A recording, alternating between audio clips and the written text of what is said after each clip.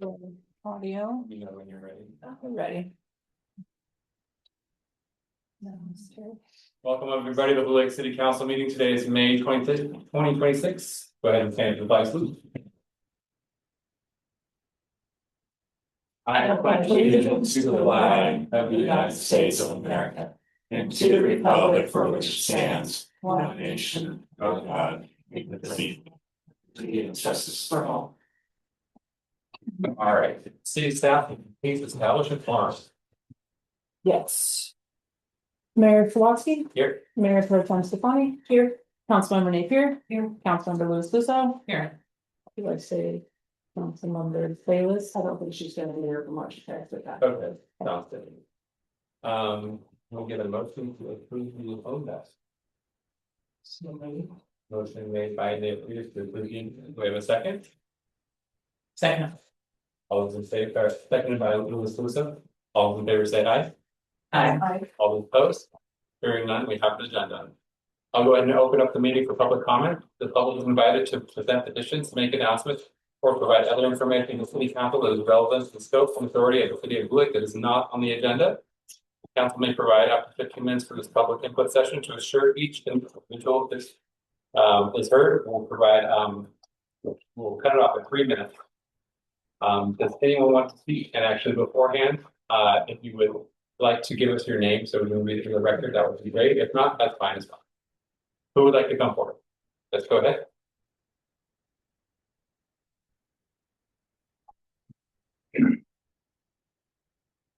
My name is Kim Slotsky.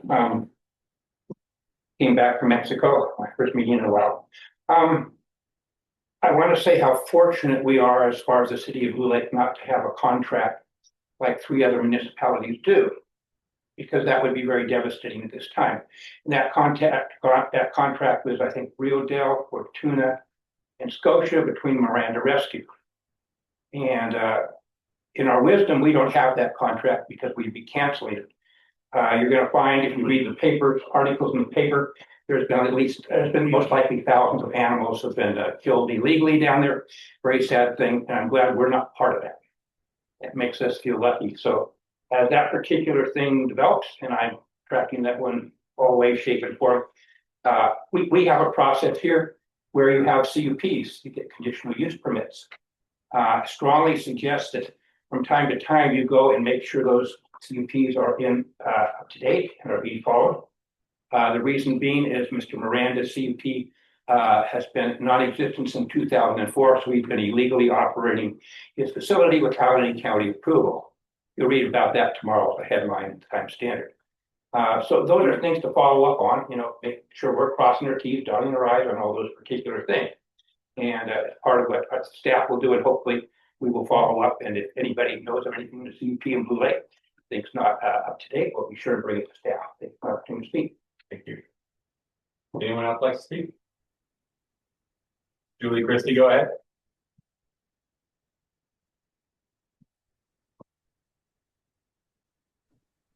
I'm here, you guys. I just don't really know when you're going to call me. And then I swap my headphones off so you can hear me better in the room. It takes me just a second to do that real quick.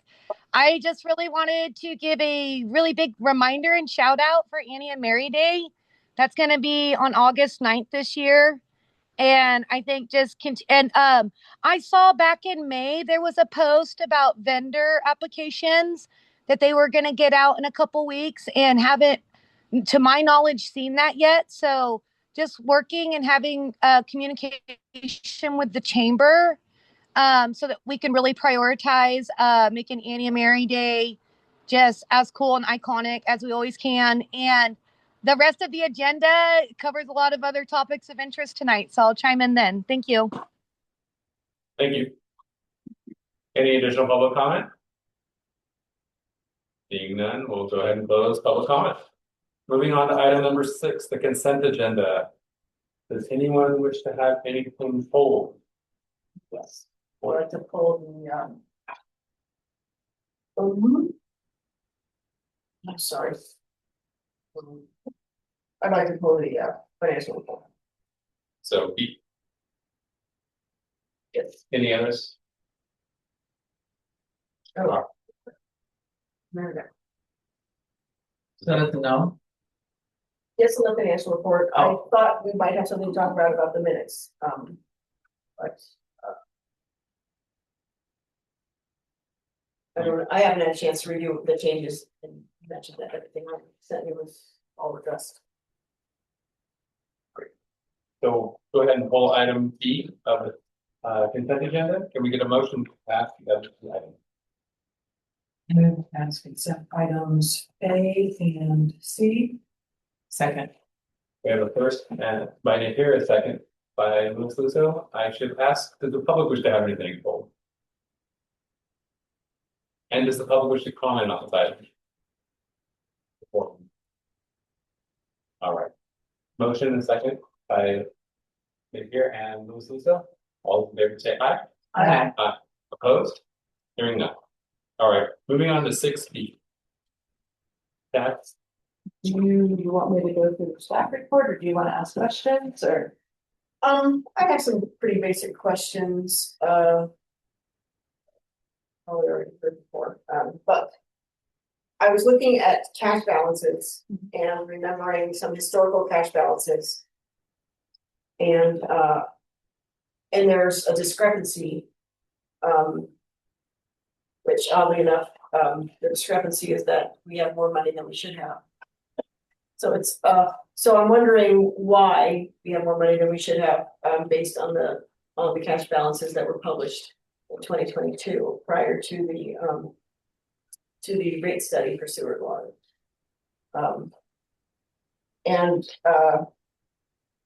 At that time, there was something in the neighborhood of $1.4 million in that account. In the capital reserve sewer, sorry. And we have, we've spent at least $200,000 out of that. We're no longer contributing to that account. And we have more than that. So I'm a little confused as to how that could happen. We are contributing to that account because it makes upwards of between $50,000 and $70,000 a year interest. Okay, So it does not lose money each year unless we transfer money out. okay. And we have transferred money out in the last 2 or 3.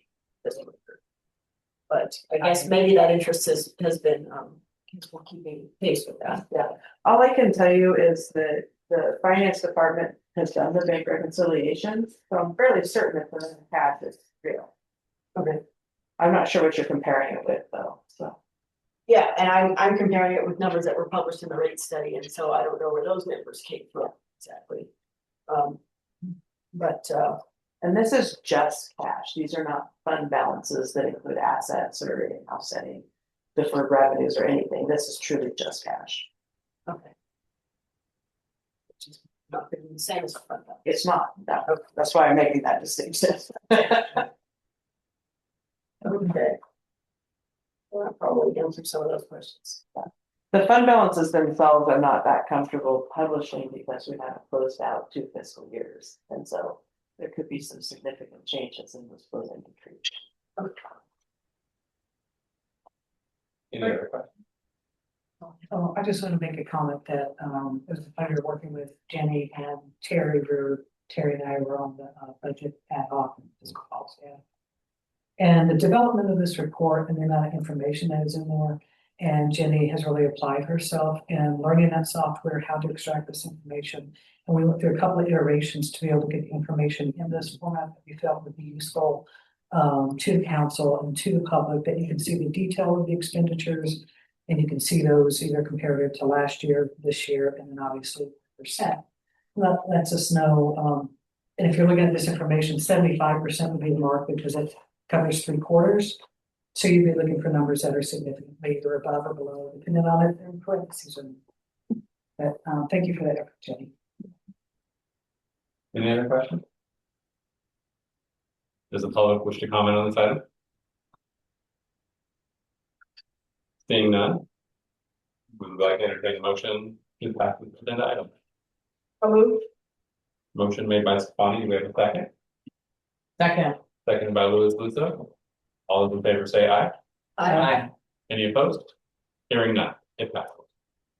Moving on to item number 7, housing element update and timeline for milestones. We have plan with partners. Can you fill us in on this item? Hello, my name is Michelle Nielsen. I'm the senior planner and the project manager for the process update of the city's housing element, and I'm very happy to be here. I know this is my first meeting with the city council and with the residents at Blue Lake who come attended by Zoom and are here in person.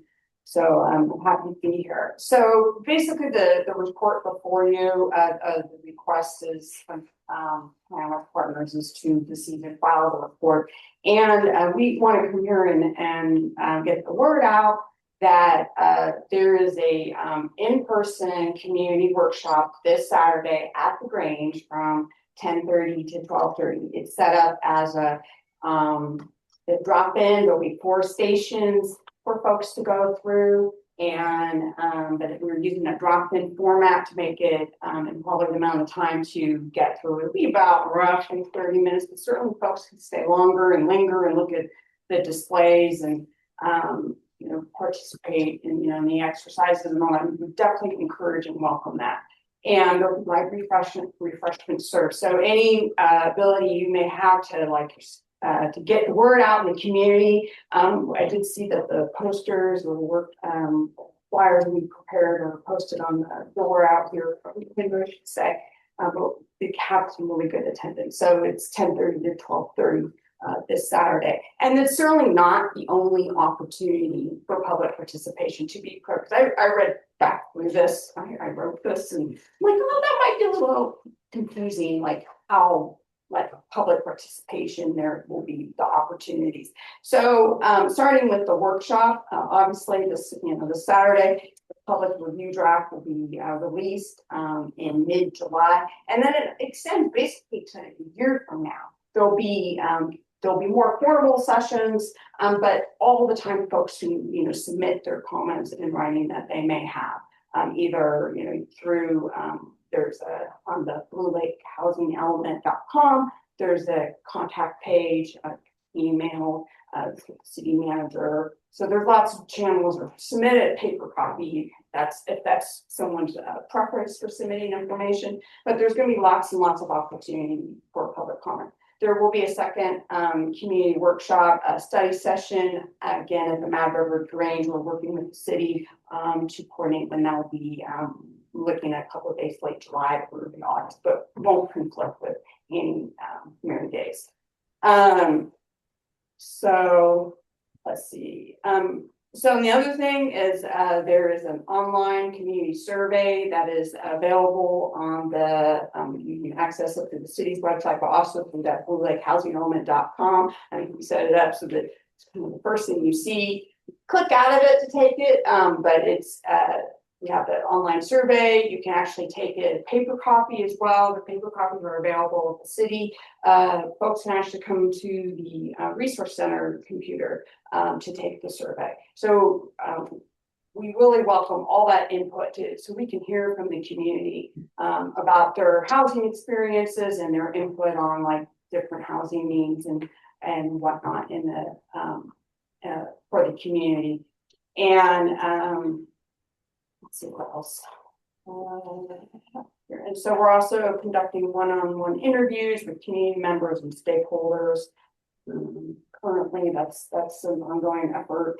And also the other thing to put a pin in, there will be a public hearing on the draft housing element, August 25th. That's your council's regularly scheduled meeting. There's in the MOU with the Department of Housing and Community Development, there's a requirement that there be a public hearing before the document is submitted to HCD. The action of the council, it will be to just authorize the submission. There will not be an adoption action or anything like that, but it's a requirement of the MOU and to get it submitted to HCD for their 90-day review. So there's a little bit more in the staff report that I'm happy to answer any questions. And but that was kind of it in a nutshell. And the staff report packet has the QR codes. I know people are getting kind of those, but There are QR codes in the staff report, the English and Spanish version. As of this morning, there are 35 surveys taken, so let's to see more come in. And then there's a flyer for the workshop, and then kind of the timeline for the housing element, and just the attachment use, just a kind of general the process update. So that's presentation. Thank you, welcome. Does the council have any questions? Thank you for your work. This is nice to have it laid out in the timeline. How much power will the citizens have in directing the housing element? Yeah, that's kind of tricky. So the housing elements that the determination whether it complies with state law, that determination solely rests with HCD, the Department of Housing and Community Development. So there's some things where there's just really not a lot of room for jurisdictions across the state to maneuver. Small ones, large ones, they just have to do it and adopt it. And they don't it doesn't mean that they, adopt, policies for example, one of the mandates is supportive housing developments. It's a highly qualified type of affordable housing, and it would be very unlikely to come into a small rural community. But all jurisdictions have to have it in their zoning code. And that's actually one of the programs in the city's current 6th cycle to do is supportive housing developments. But then there's other things where there is control, where you do have a say, like, where can, more maybe small scale, but denser development, maybe a little more flexible configurations like cottage courts, like a bungalow court. Where might those fit in the community? With the caveat, obviously, the infrastructure and roads there, but it's a planning document. You're setting the stage for where these types of housing developments may go. I mean, ultimately, though, it's up to the private market in most of these lands because they're held by the private property owner. And so what they decide to do, within the scope of the zoning and the land use regulations and market conditions it's going to be dictated by them. So there's some flexibility, but there's definitely some areas where unfortunately the comment would certainly be logged and considered, but if it's inconsistent with state housing element, we wouldn't, in my opinion, it'd be a disservice to the city because it would insinuate that to incorporate those because say like, oh, the city can do this change. We're not going to do supportive housing. Well, HCD's can say no, that's not consistent with state law, and you're not certified. And is this a board that's making the decision or a single HCD agent that makes the decision on if it's qualified or not? If it meets it's my experience has been that it's a very experienced managerial level staff. I don't know what their internal workings look like for that. Great, thank you. And this may be a question for staff. Are we allowed to have more than 2 council members at this event, or is it better we stay away and let the citizens participate? The one on Saturday you're asking about, the intent was that we're gonna have a second one that we're gonna notice for all of the council to attend. Great, so we should Try only to have one stay. participant. There you go. You can stagger yourselves if you like. Great. Any other questions? I'm a little worried about staggering the public, but okay, it's. Does the public have any questions? Yes, please come forward. Or you don't have. Speaker. Staggering.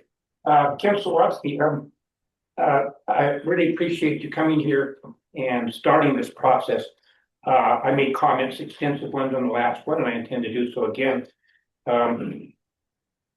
It makes us feel welcome, and the more stuff we can have out there, like on the regular calendar and these things on your website, the more you're going to get people pay attention to it. I may be too late to get it on for the Saturday one, but it'd be great to get something on there. We felt like a lot of us would go to these meetings and we weren't heard.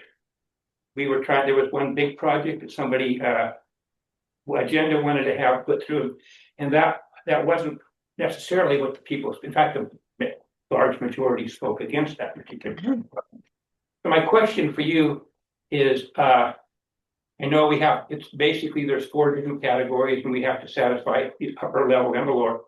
Are we gonna be able to somehow, push and satisfy or get the message across that we would like to do a lot of affordable housing as far as infill, the tiny homes?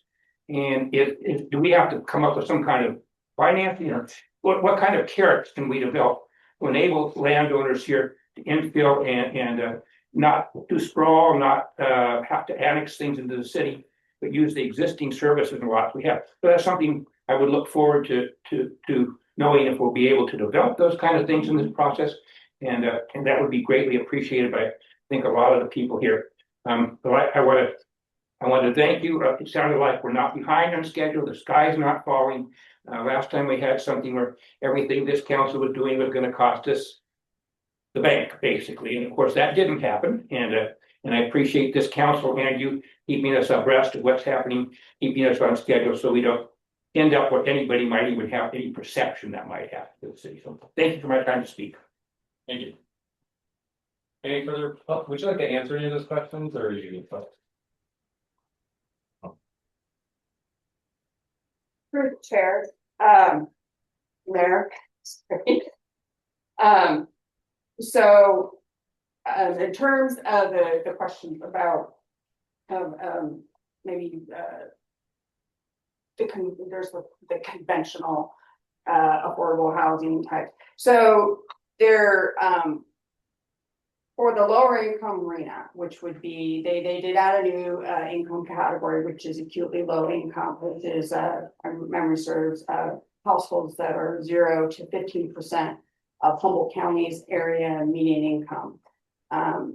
It's so, and in last year, 2025, for a household of 4, that was $95,000. So the top is 15%. So, and then extremely low, very low, and low. Those are the lower income categories. And then your one component of your housing element is the site's inventory.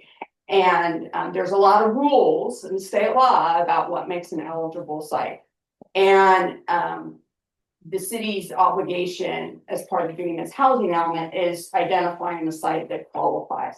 There's like the site can't be too small, it can't be too big, it has to be zoned correctly, can't be total like environmentally constrained, it has to have access, it has to have infrastructure there.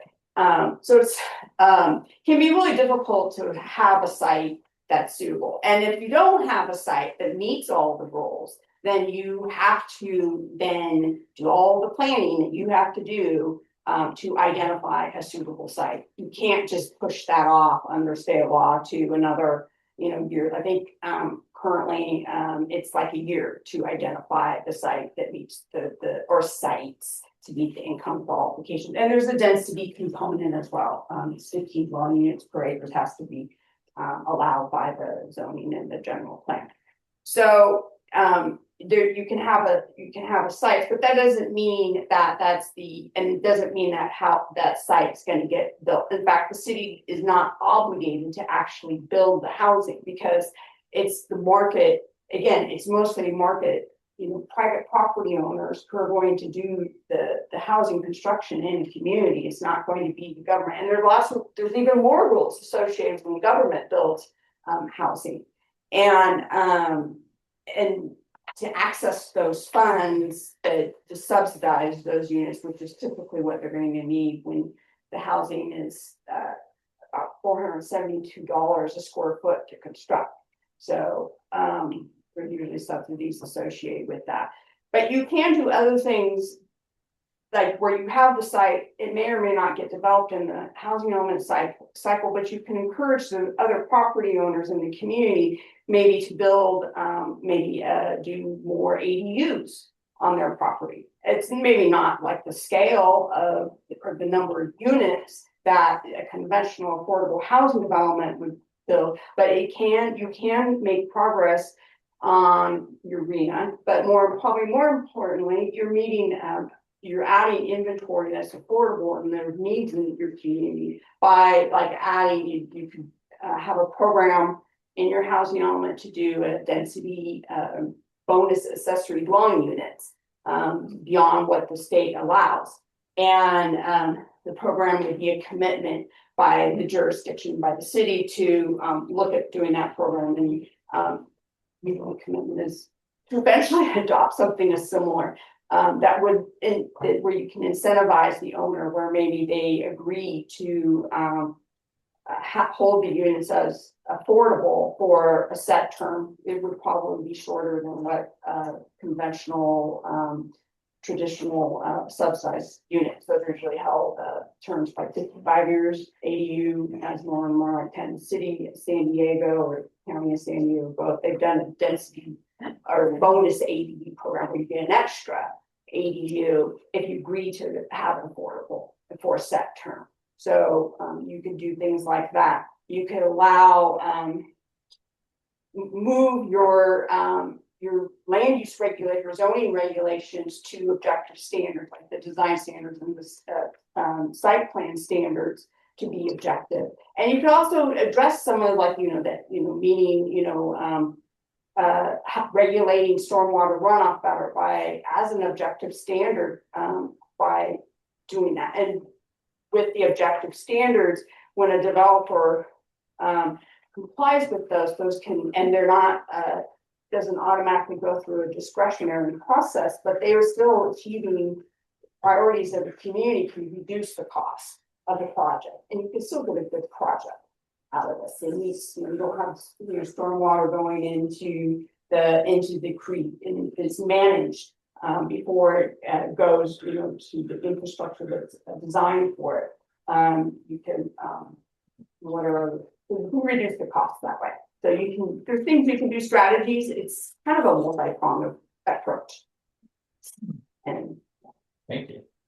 I have a question based on what you said there. So if, just for example, our arena allocation is 40 units and we identify enough privately owned parcels that those 40 units could potentially be built during the housing cycle. Tiny home, accessory dwelling, junior accessory dwelling. What's he doing?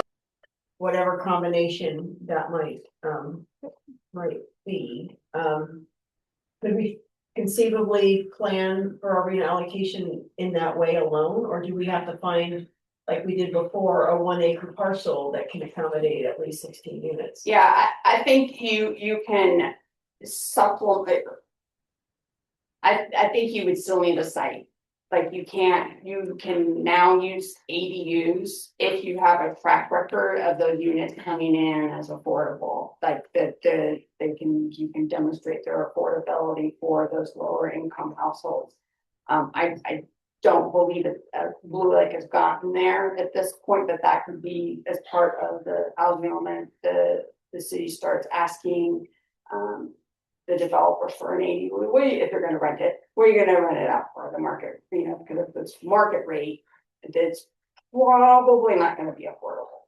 But you can start collecting data to build a track record. But it's going to probably be really, really hard to totally not have a site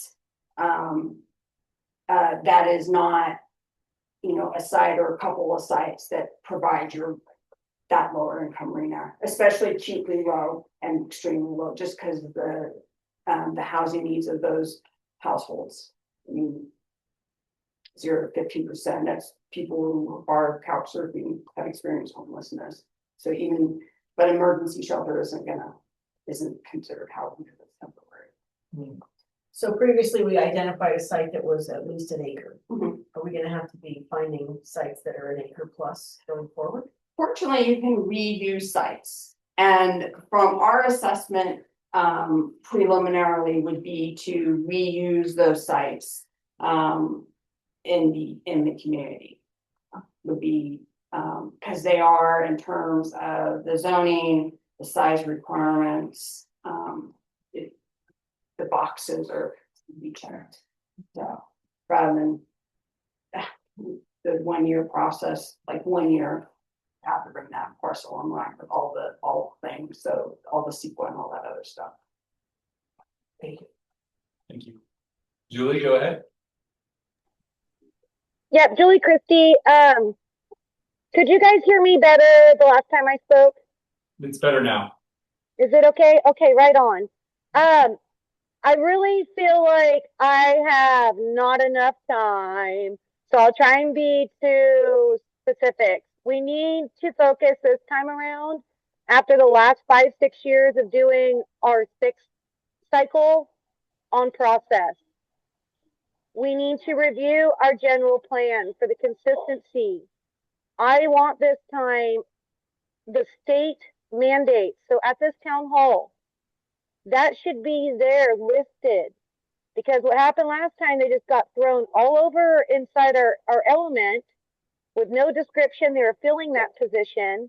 And we were adding a bunch of other stuff that really got no review because of the planner that was doing it made the process so difficult for even the planning commission or the public to have any participation, clarity, in transparency. Bringing out at the town hall, what is the state mandating right now for income levels? Median to low income is sitting in the $80,000 range. So when we do these ADUs and whatnot, we can look at those options. Talking about negative declarations and CEQA exemption, talking about density bonuses and builder's remedy, educating our council and public on really what the state can do and builders' rights to do are step one. And we have to go back to our general plan. You guys did Gateway and Arcata. I will not go through that here in Blue Lake. We have gone through too much. So we both learned, and now we know for our mistakes how to do it right this time. So I'm giving faith to it, but I definitely am not going to bend a knee this next time. We have to follow the rules. Thank you. Thank you, Julie. Any other public comments? Seeing none, bring it back. Go ahead. I did have a question for you. When a builder does their affordable housing, if it's an ADU or a fourplex, so let's say it's a multi-story family unit, is there a standard length of time that they have to be held under affordable housing, or is there a lot of latitude depending on the size of the project? So if they're getting state funding or federal funding, and it's usually multiple funding sources that are associated, they'll have terms within those different funding cycles. If you're using utilizing state density bonus law to develop the housing, whether it's a bonus, density bonus, a waiver, concession, for rental housing, it's a 55-year affordability term. That's okay. Just to be clear, that it doesn't really matter the size or scale of the project, but only the funding that's behind it. That's part of it. With the ADU bonus unit, there's not that's not like a dictate in the same way a state mandate dictate in the same way state density bonus law, where it actually spells out like the type of the terms that could be determined by the jurisdiction, but it should probably be and as part of the development of that, so that that's not held so long to disincentivize the developer, but so that they at some point can get a return on it, but also a term that's adequate to provide some affordable housing. Well, I think San Diego was doing like 10 years. So it can for like a local program. Yeah. And just one comment to reflect on what Miss Christie was saying. I think it really is helpful when we have these strong educational components to it, and especially visuals. I know myself, I tend to get saturated to the point with a lot of verbal input. But a chart that shows, what is acutely low, what is very low. And I know they have those online, but sometimes just have a little blur poster. Great. Any other questions? I just had just a clarification. I think that you said in your report, the 4 interactive stations, and then just a sentence later, there's 3 stations, but if it's 4, it's 4, I'll keep that 4. Yeah, welcome table, community experiences, aspirations, demystifying the housing element, the planning for housing that Blue Lake wants, something like that. And then I'm kind of adding a fifth station, not really a staffed one. It will be the big idea board of for big ideas for like housing in Blue Lake for folks to like diagram it or write it out, post it note or on a piece of paper. And yeah, we're definitely developing visual aids. So thank you for that though. Great. Yeah. Thank you. Last question on my part. Do you do anything to manage the citizens' expectations of receiving information during the event, or do you just let them say whatever they want? So as best we can, I think at the stations we'll be reiterating that and materials, and we can also add it to the website, is that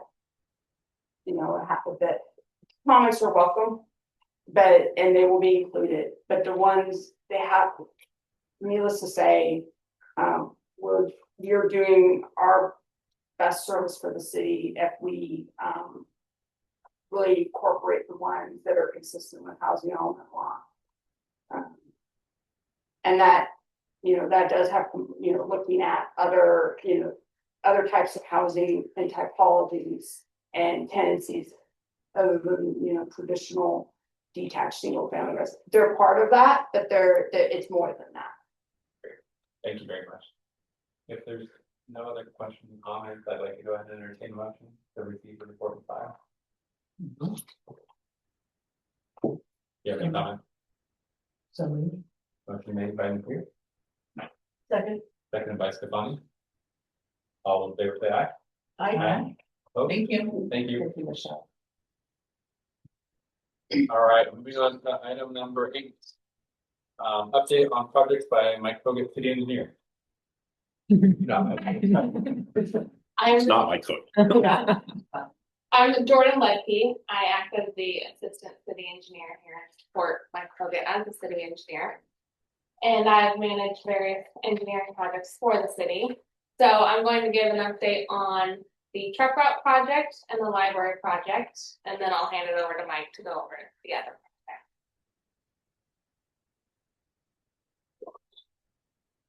How long do you have?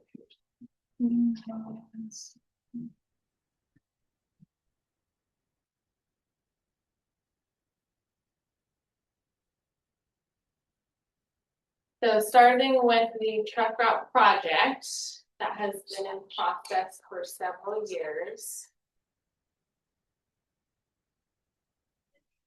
Just waiting for the slide to come out.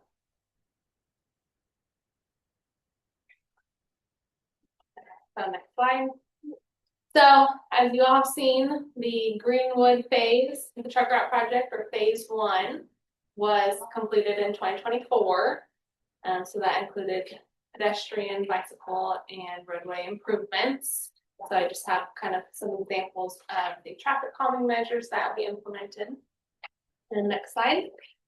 So the remainder of the truck route includes Railroad Avenue and Hatchery Road down to the bridge. And we have completed design for the rest of this project. And we requested construction funding last year.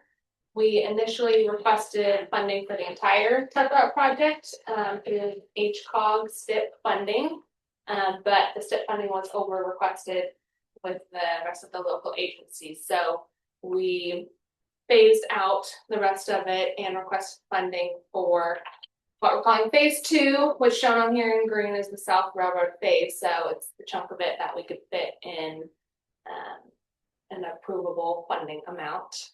So next slide. So I won't go into detail on the design elements. I have presented this last year to the council, but just wanted a refresher on here. As you can see, we're implementing more pedestrian, traffic calming, roadway improvements, various surface treatments. But the portion that was funded for next year is the South Railroad or phase 2 phase, which is south of the Annie and Mary Trail on there. So it includes intersection improvements to South Railroad Avenue, and a new bike lane, new sidewalks, new culvert head wall at the culvert that's currently failing, and new intersection improvements to H Street, and a new crosswalk. So we're relocating that crosswalk to have better sight distance at this intersection. And yeah, a variety of surface treatments, paint, medians, wider sidewalks to have the minimum clearance around existing utilities like poles, power poles. And it continues on to the next slide. So it's hard to see here, but on the top left, there's a dashed line. So it's just a short portion of Hatchery Road shown here. That's in that phase 2 that's approved for next year. And then Let's see the slides. Hmm. It says it's done.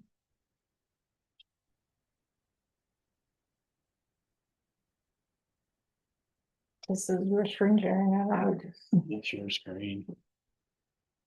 So when you say for next year, when is construction expected to happen? it's expected to start next summer. So we have the funding is currently approved for the fiscal year 26-27.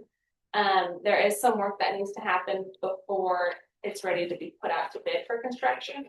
So a rough timeline would be this fall, completing the right-of-way survey and creating the construction plan documents.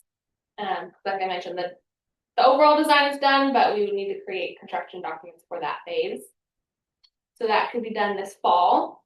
And then in the spring, if request construction funding to be allocated and get city council approval to put it out to bid. So it could be bid late spring next year, and then construction could start next summer. That's the rough timeline. And as far as the design goes, is that gonna be made public? So, I mean, I think that since the first phase was done and a lot of different design features were implemented, the public may have some input and like to review the design for phase 2 and be able to have an opportunity to comment on some of that. So I'm wondering if there's gonna be any opportunity there. We don't have any public outreach planned or budget for public outreach. We do have some budget for finalizing the plans. So currently our plan would be to meet with the city manager and, the building official and get final approval. And if we were given direction to make any adjustments, after that. Well, and through this process, we did present this design before it's finalized at public notice meeting through city council. So this has been gone through at several public meetings prior to, again, that was through the funding phase through the design. And we did have some feedback that was related to what was done. And then we actually worked with local trucking companies to go through and even had some pop-up demonstrations and go through turning radiuses and all that. So there was input that was sought for when we worked on this phase. Mike, it wouldn't be difficult to pull the plan sheets that are related to this part, and I mean, I can bring them. No, we have on city has them. They're actually up on here. Yeah. We have them in that PowerPoint, but I guess okay. I mean, I don't think we need all like the backup detail for a standard valley guy or whatever, but the plan sheets themselves could easily be pulled out in their current format. Yeah, and the city has all the plans right now.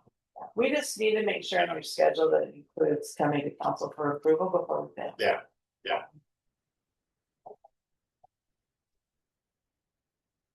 Yeah, okay. So this table here is a funding summary for multiple projects. So we do have the truck route phase 2 on here with our funded amounts of STIP funding for next year. Is it possible to expand?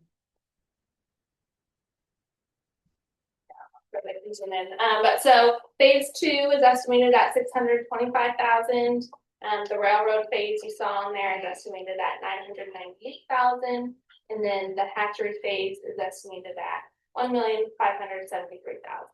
So we could look for potential funding for those in the future, but currently phase 2 is funded for construction. And then, what I don't have in the table, but was also going to give a brief update on the library project. So the library project, we had a CAST inspection from the county, and they identified 4 action items of things that need to be addressed. So we were working with the city. There were a couple of small items that Public Works can address, and then there's a couple items that FHN is going to work on and address and work with a contractor to fix. But the plan for that is we will come up with our proposed remedies and submit that to the county for their approval. And then once the corrections are approved, we will work with the contractor to make that. And does that require more funding from the city? No. We like to. Do you want to ask you questions before we sort of? Yeah, yeah. Great. So watering the green bump outs, that's one thing that the city's been taking on, because there's no like sprinkler system. Mhm. Is there any way to implement a self-watering system on these green bump outs? You know, we tried to choose plants that wouldn't need watering, that are drought resistant, native, local. So as of right now, it's not that any irrigation. Yeah, and you need like 3 or so more years. Again, I'm not a botanist, but when we work with them, they try to find plants that are native plants, but you still need to get them established, is my understanding. So that's the intent. Any other questions? Just a comment on that point, and as probably not stepping too far out of line for Terry, but I know this is something that Terry and I have discussed quite a bit on the budget. Is when we get these projects before us, we also need to get those long-term impacts and the maintenance of so many of the projects that we developed here. That adds to the memory of the body as well. And for the health. Any public questions for Jordan before we move on to Mike? Yes, go ahead. I don't need to come up there. At one time, there really wasn't any safety or traffic control regarding the crossing down across the main street for the trail. And of course, that was a major concern. If there's one place where you're going to have kids on their own, bicycles, everybody's zipping through there. So did that project get adapted to deal with that particular concern? There was another one. I think there was a problem with potential damming of the creek, of the roadway down in a certain spot that was brought forward. I don't know if either of those two things were addressed in anything else that's happened since then. The damming, which location are you thinking of? What part of the truck? It's way down on the far side, down by the creek where the water flows down the road. You were raising an elevation or something for a cross down there. Near Taylor, The water table. Are you talking where the other creek that goes to We'll go ahead and I'll get a map instead, but there was a spot down there that people had concerns that would actually cause the water to be higher, because that road, like in most places, most roads, when you have a lot of rain, turns into your drainage system. The whole road is not just the gutters. Yeah, so we did add subsurface drainage features on Hatchery Road. And so what the road cross section looks like is it comes down to a planter that separates the bike lane from the road. And then there's drainage inlets in that planter with storm drain pipes, and then outlets it to an existing drainage outlet near. That's by Calgon, or the former Calgon. Yeah. But where it backs up with the drop inlet by with the North Fork, Powers Creek. The volume of water there in flood situations is not going to go in a pipe unless you have a 4-foot culvert, dealing with the water. So anyway, that's just something that I will check later. Are your plans and specs easily accessible on site? Are they on the website so we can access those? They're on City Hall. That would be beneficial for us to be able to see exactly what the 90 or 95% plans were, so then I can address that on my own without taking your time now. Okay. Okay. And then the question about the safety improvements, that was where the Andy Marion Trail crosses Hatchery, right? That nothing was added in this project, but we did add that into our notes to be incorporated into the city's LRSP as a potential future project. Add like pedestrian flashing lights or something like that on the rock. Just input would maybe delete another part of what you have there and put that in. They're gonna stop back and forth, so next time we'll come up to the podium and then you ask your questions and she'll come and answer. Thank you. Okay. Okay, thank you. Thank you. Any other public questions? Seeing none. Oh, Julie, sorry, Julie, can you go ahead? Do that. Yeah, I'm fine to hold my comments till Mike has a chance to say what he's gonna say. Okay, great. Thank you. Okay, so following up on some other projects. With the wastewater treatment plant, actually, we looked at upgrades to the plant to increase capacity. That goes back over 14 years. And the primary thing that needs to happen with the wastewater plant really is upgrading the panel so that we can then add additional aeration. So there hasn't really been a driver because the plant has actually been working within its limits, been performing well. But with the additional housing elements, when we commit to that, we do have to look at, and it was in the city manager's report in terms of the cycle 6 or cycle 7, a two-year time limit to add additional capacity. And so with that would then kick in added upgrading the panel to handle the additional load from the additional aerators. So right now that cost is estimated at approximately 300,000 rough numbers. So again, that's been conceptual design right now. So we are trying to secure some money for at least the electrical design because that's the bulk of the work, and we were successful with that. So there are some potential funding, but it'll most likely, and I got further slides when we get into some of the funding sources by element. So I'll just go through pricing right now, and then I'll talk about potential funding sources or where that when I get past the dollar amounts. So currently there's no funding identified for the wastewater plant upgrades. For the water treatment, or for the tanks, for tank 1 and tank 2. So tank 1 is the original tank that's on the McClure parcel, and then tank 2 is on the city parcel, former Busman parcel. So for tank 1, it's a smaller tank, so it's approximately $1.8 million for that. Currently, there's not funded. We did apply for FEMA through the hazard mitigation grant for tank 2. That's a little over $2 million for that. What we're waiting on, so with that, it's roughly funding available is 2.1, but the city has a match of 526,000 or 25% match. That's through the FEMA funding. Is that But- added to the 2.1 or is that up? No, that's of.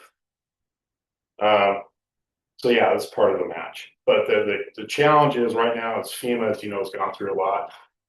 And we've gone through multiple case managers. We keep asking for a timeline. It's been approved. It's trying to get the construction funding released, and it's been really problematic. So as of end of last week, still no timeline on when that funding will be released. We are looking at for potential options for matching funds. I'll get into that in some later slides, but right now just going through where some of our projects are at with our funding. Powers Creek, we talked about, that's been designed and permitted. The Watewater Watershed Council is kind of leading the grant application process. So phase 1, which is kind of the lower reach by Pepe, Gary Johnson property, that's approximately $6 million for that. They weren't successful with FRGP funding because that's around the $2 to $3 million is kind of the window that they look at. They just went for about a month ago, Wildlife Conservation Board funding, so they're waiting to hear from that. Some potential options we could do is even break up phase 1 if necessary to get kind of within the funding limits to stretch that out. Phase 2 is kind of the middle reach, that's approximately 3.3 million. And then phase 3, which is kind of along that by the park and the grassy area right around Hatchery Road, where we come around the corner there, that's the upper reach, right up to the culvert. That's a 2.9 million roughly. So if we go to the next slide. Could you say again where phase 3 starts? Phase 3 starts believe from the kind of the bridge. So up to the This, to the where the okay. right around, yeah, by the bridge. The bridge may be in phase 2. We worked on these like a year ago, so I'm trying to remember that phase 1. That's the original horse. That, yeah, the bridge, the pedestrian bridge. But when then it ends or terminates up to that, the headwater where the culvert is, it goes under Hatchery.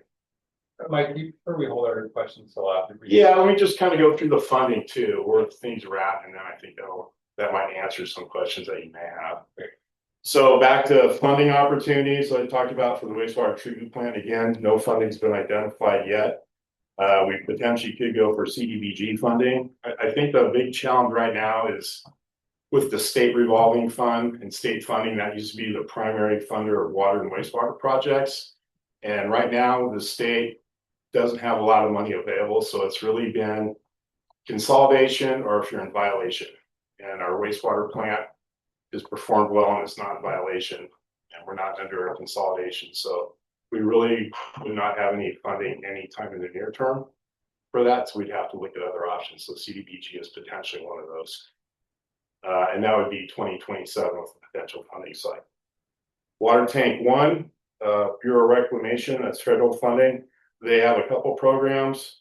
There's the Water Smart fiscal year 26 drought response program that requires a 50% non-federal match, so we could find state money, which unfortunately the state revolving fund, you would have been a great source, but that's really not available right now. So there have to be some other potential loans that we'd have to get through iBank or someone else. Bureau Rec has, and that's probably, that's what, a 50% match. One that may be a little better is another Water Smart Enhanced Water Resource Project. That match is a 25 to 50%. So we may have less match that we'd have to provide if we're successful with that. The round for that September 26th is when that opens up. Also, DWR water, the Watershed Resilience Program, Prop 4. So you heard a lot about Prop 4 funding. So it goes to a lot of things. So that potentially could be, and that would be a state match. So if we are successful with some Prop 4 money, we could use that and match that with some of this Bureau of Rec funds. Then Water Tank 2, that's the one that does have FEMA said yes, we're going to get funding. They just haven't said when. So for the 25% match, we could go through iBank. That's the California Infrastructure Economic Development Bank. And the loans are, the rates are fairly favorable, 3 to 4.5% interest and anywhere from 10 to 30-year term for that. That'd be that 500,000 we're looking at. And then finally on Powers Creek, again, Watershed's kind of leading that up. I had mentioned the Wildlife Conservation Board. Other potential funding sources could be National Fish and Wildlife Foundation, Coastal Resilience Fund. Next application cycle is 2027. Again, Prop 4. So we've talked to the state about Prop 4. That's potential funding, and then Bureau Rec, also Water Smart, and that would be 2027. So just things to keep track of. I did speak with Waterwatt on Friday and passing this information along to them as well. So now that was open for questions. When you say a funding cycle is 2027, do we mean that the money may be received and the construction performed in 2027? Or applying in 2027? Yeah.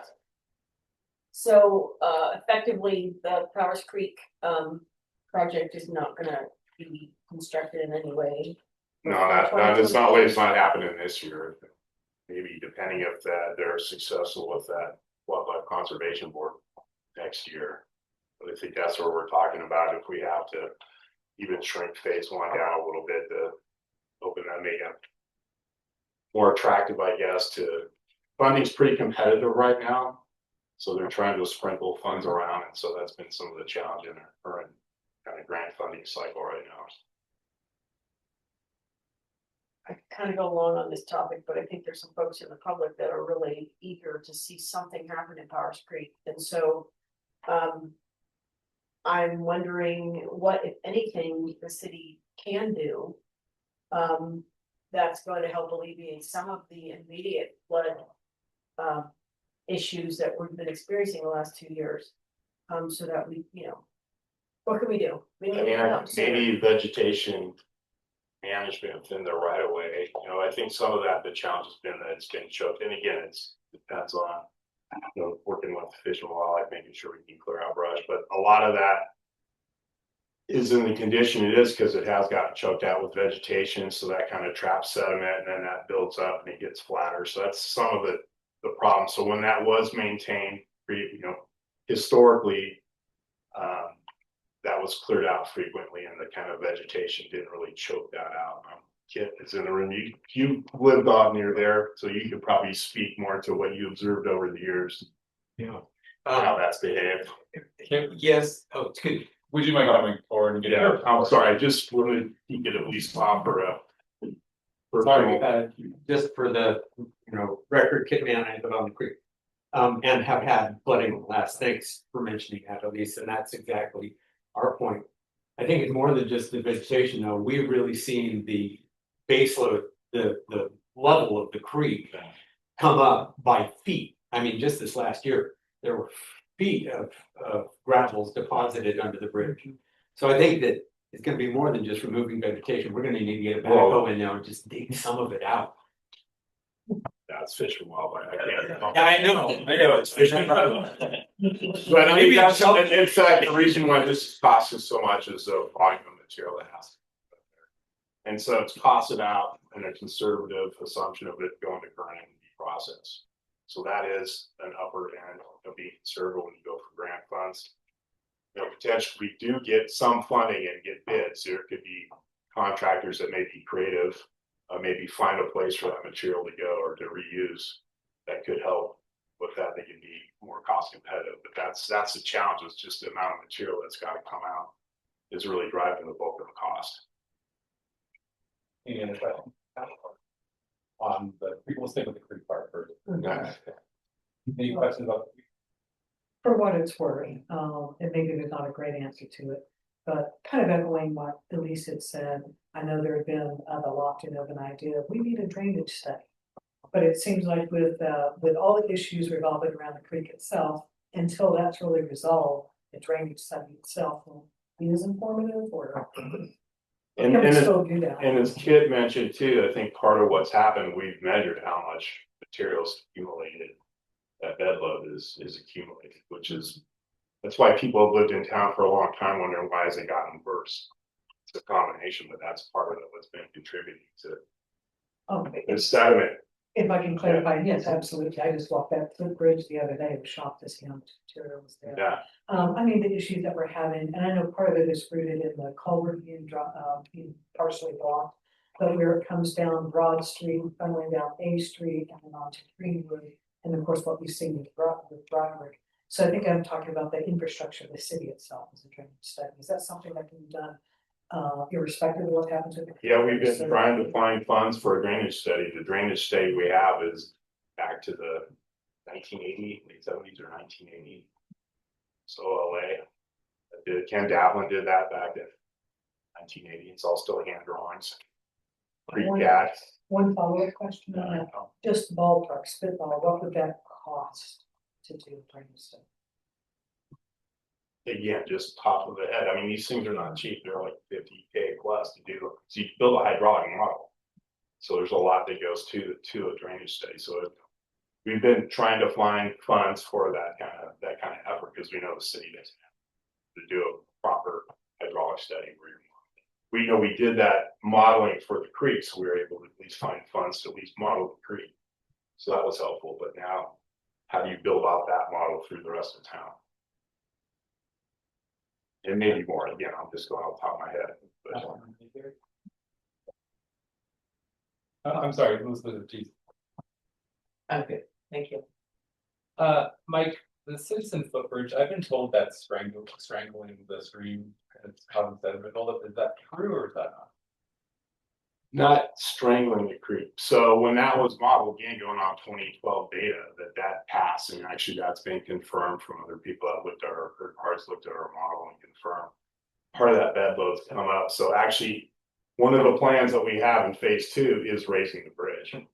That's actually bringing the bridge up. Because of because the bed has changed from design out originally. Again, you do your design, it takes a while to get your funding when you apply for these things, so you get this lead lag on when you have your data and when you do the work, and then by the time it gets built. And I get there's like, you know, this whole environmental ramifications, but it's nothing that we can do to just remove the sediment that section on a The problem is multiple basis.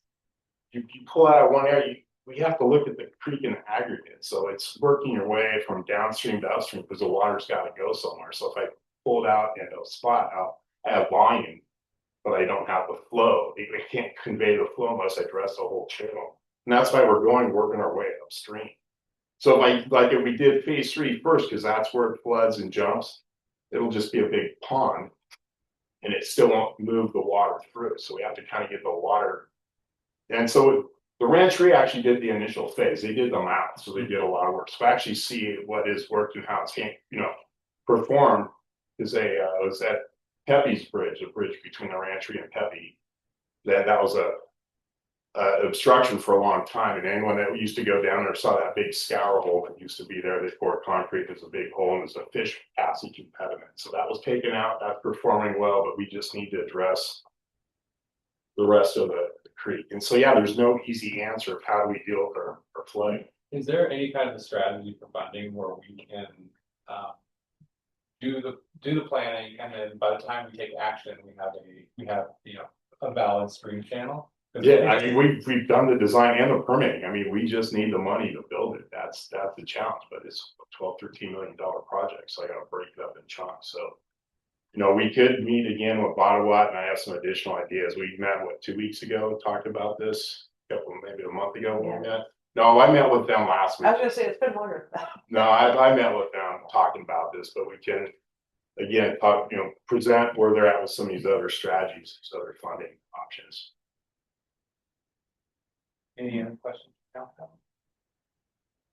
I'm gonna ask about the bike park. Yeah, no, by all means. So the bike park, it's where it is right now. Yes. I was just wondering why, if city staff was aware of the changes that have been made and had gone outside the plan, how come a pause wasn't put on it? Or halt work order? I mean, because like now it's where it is, and we're sitting here with, a big pile of dirt. I know. I was not involved with the management of the bike park. I reviewed the original plan. Mm-hmm. As a volunteer, once it was built, I was on vacation when I came back and it had expanded. So anyway, the point being, it is now where it is. So how do we move forward? So we had, Jenny put together a plan. I think the key thing is defining like what is MAP, because it's not really MAP right now. Mm-hmm. I did present an estimate to at least how do we get topo grade actual what is there, right? So whatever you need to move forward, at least you have something.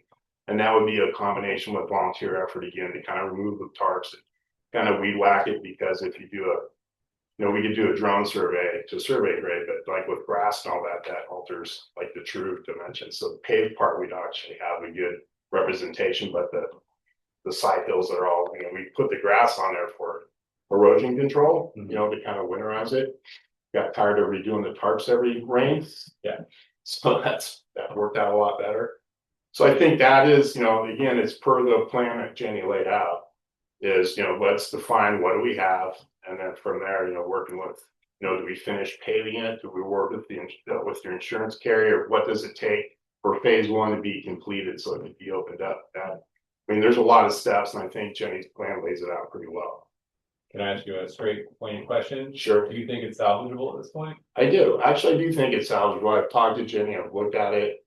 I think, again, for, finishing the paving was really close. So it's, getting off the tarps, looking at probably have to kind of recompact and redress the areas that weren't paved. Finish paving that with volunteer labor. So there has to be money raised for the paving. I'd like to also raise money to seal coat that. It's been sitting. So any asphalt, if it's never used, like stuff grows in it. I deal with a lot of old mill sites. And it's amazing what grows up at old mill sites too, with concrete and paving and all that, so it's the same thing. If it gets used and you put a slurry coat, that'll help seal that. And North Fork Lumber has said they donate wood for a fence, so I think we need a fence, we need signage, I think there's some minimal things to at least get it to where it can be used. And then we go grant funding, and that's where you go, okay, how do you get this, the skate ramp half pipe built? How do you like lay out kind of there's supposed to be a little kid dirt track supposed to go in there, I didn't do any design on that. How does that get designed? That's where you work with a landscape architect or a park designer to lay those out. And then, bathroom and amenities. We did go for a grant that kind of said, give us some money to kind of finish this out, but we weren't successful. But I think if we could just get it open, then you could raise money, go for grants to complete the park. So that's a problem. Right now, it's a big eyesore. Everyone comes out and asks, oh, what's that weed fence thing? What is that? Right. So I think it's somewhat achievable to get it to that stage. Potentially even this fall. I don't know. Depends on how much fundraising, because this is all volunteer fundraising. Right. It's just that. But if we have a plan that could get some people to help, I don't think it's going to take that much. I would just hope in the future, if a project does go awry like this, that people are way down. I mean, just because you're the engineer, like I know. Hey, I'm a little worried about what's happening down here, so just want to put. Anyway, I'll just leave it at that. Any other questions? Well, I guess I think it needs to be said that this bike park in its current manifestation is not even recognizable to what the plans were. And the implications of this park are, while they're really exciting for some people, the public never had any input in this. And so I know as excited people in the field feeling like they were creating a wonderful opportunity. But I think that also needs to be in part of the evaluation of this project. And so if we might have to look at modifications that can bring it back to that original plan. Otherwise, I think this goes into a broader discussion of a general plan. What is it that we want? Because there's a large difference between having that original plan, which seemed well suited to the size of the city. It seemed to encompass and be inviting for small children all the way to seniors and everything in between. This definitely is built with more competitive feel with it. It's very different. And for me, and I think that I'm speaking for other people in this community, they hadn't had a chance to weigh in on this. So as we go forward, I would ask that we kind of consider also a path of modification that might bring it closer to what was either originally approved, or we kind of stop and we'd be able to have a community discussion on this. The implications are really huge. Yeah, that's up to the council. Mm-hmm. Well, I just don't want to sell this idea. We have a few things to do, and then this is now complete. And you're right, it is to the council, but ultimately it's also up to the public to have an opportunity to discuss, because what happened with this bike park has just been a massive issue for the city, up and down, relations between people, our politics, our finances, the amount of time that's consuming the staff. So, as part and parcel with this, whether it's on the engineering end or the finance end or how we are with the council, we have to have a full discussion and understanding of what this park and its manifestation means for the community, both good and bad. You may have a question. So as part of that, is that what would be the cost to remove that park, or would that be? So something that I guess as part of this, can this park be modified in a way to be more reflective of the original drawing? Is there any part of it that can? No, it's completely different. They oriented it 90 degrees. It's different. I mean, from how that original plan, it was the Star Hill was more over by Taylor Way, so they rotated that. Who is the they? It's a long story. The person that was out there shaping out that person involved with that layout. I looked at the original. I mean, I had comments on the original plan. I didn't look at that.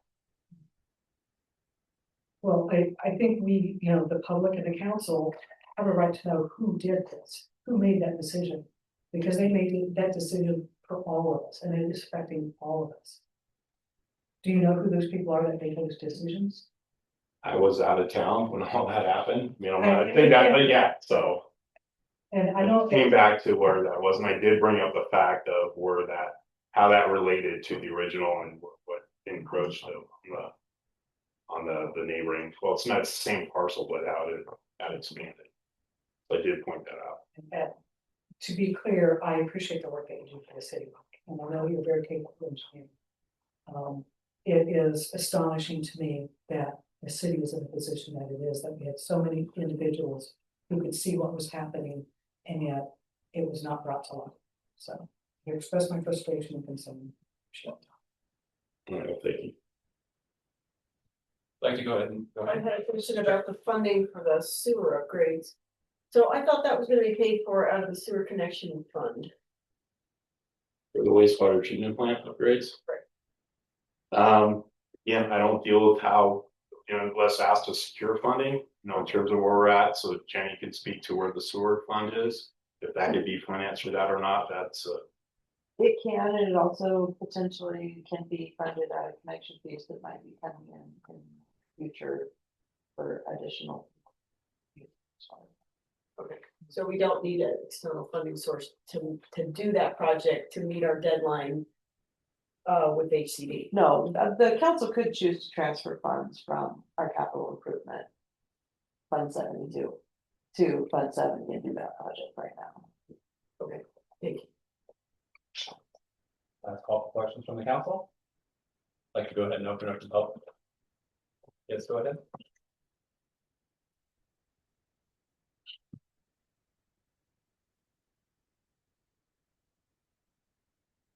As requested, I'll speak from up here, and I guess I'll have some questions and you can direct staff to answer them or not. And I've been tracking the Wastewater project and speaking to the person from Mexico on an ongoing basis, as far as that goes.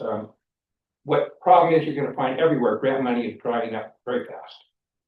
You're also going to find a project that I brought to the attention of the Planning Commission that is totally misdesigned for the purpose of having spawning ground.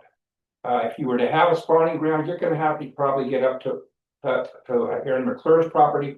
That's about the first time you will see little fish actually survive because the water from Dave Power's Creek goes underground. So I don't know what the plan is. If they're going to go there each year, then where are they going to take these little fingerlings before the birds eat them and they dry up, shriveled up on the beach? So you have a majorly misdesigned project. I did want to talk about Dave Power's Creek. We could have a seance and get Mr. Russo here with his D4. He used to run that every year. We can't do that anymore, but there are permits that can be had. And those actually, Budawa was in the process of getting those permits. But I think our communication with him needs to be, where are we on the permits? And can we just use those permits to do our vegetation removal and approach this project from that thing? So I did also wish to make comment on the water tanks, number one. I was up water tank number one, I think yesterday or the day before. And I was distressed to see, I think the city's had access to that for a while. There's all kinds of grasses and things growing up all over. If you wish to have a partnership with somebody, one of the first things you need to do when you have access is do maintenance. Because if somebody sees things aren't being done, which are part of the agreement, who's going to want to partner up with the city in any way, shape, or form? It used to be, I think, according to this note, now tank number 2 is leaking more than tank number 1. And I last time I heard it was the opposite. So I really don't know what the study shows the volume coming from those 2 tanks are. So that's of a concern. I really am not optimistic because of what's happened in the negotiation process. And I was involved in it for a while, which is documented when I was libeled, saying I didn't know what I was talking about and didn't know the value and things. Something that was brought forward with you folks. But if you really want to have a partnership on that, that escrow was supposed to close. My understanding is you don't need title insurance for this project. If you're pushing title insurance, you're just not going to get it. And so if you do have any intention of moving forward on that, drop your title insurance request, get through the thing and pay the lady. Otherwise, if I was in charge, if that's my property, I wouldn't even be moving forward. You need to budget quite a bit of money, and I get an estimate as per your agreement to remove and remediate the assets on that property. So you're taking I don't know, half mile of a pipe out and all other things, so you may wish to look into that, it's not me to speak. Thank you very much. Staff, wish to comment or answer the question? What question? Or any statements or questions? Great. Further public comment? Mike, do you want to comment on those? But again, I don't oversee public works maintenance, right, so. We don't have access to that site. They can't wait to go up there. What was that? The public works crew does not have access to that site. Glenn literally comes in every Monday and asks me if he can go up there and maintain that again. I said, no, escrow hasn't closed yet. We don't have the right to access to that. When's the last time we were able to access that? 3 years ago, maybe. We went up there once. Mike was with me to do the inspection as part of the escrow closing process. But that's the only time that the city's been up there in a very long time. And can you comment on the volume of the leakage on tank 2 and why that's taken? I mean, I took a video while we were up there. I mean, there was 3 of us. We looked at tank 1 first, and then we looked at tank 2 right after, and it's pretty obvious. It's very obvious. Tank 2 now, which I've been in tank 2 maybe a year ago, has actually water coming out. Not like a hose, but you still have water leaking out. And at the base, it was leaking out substantially at a greater rate than what we saw at tank 1. Again, it had been a while since we had seen. The repair to the chainsaw had held up after that repair. They had done that from inside, so that was holding. But it's the seal at the base is probably the greatest leakage from tank 2.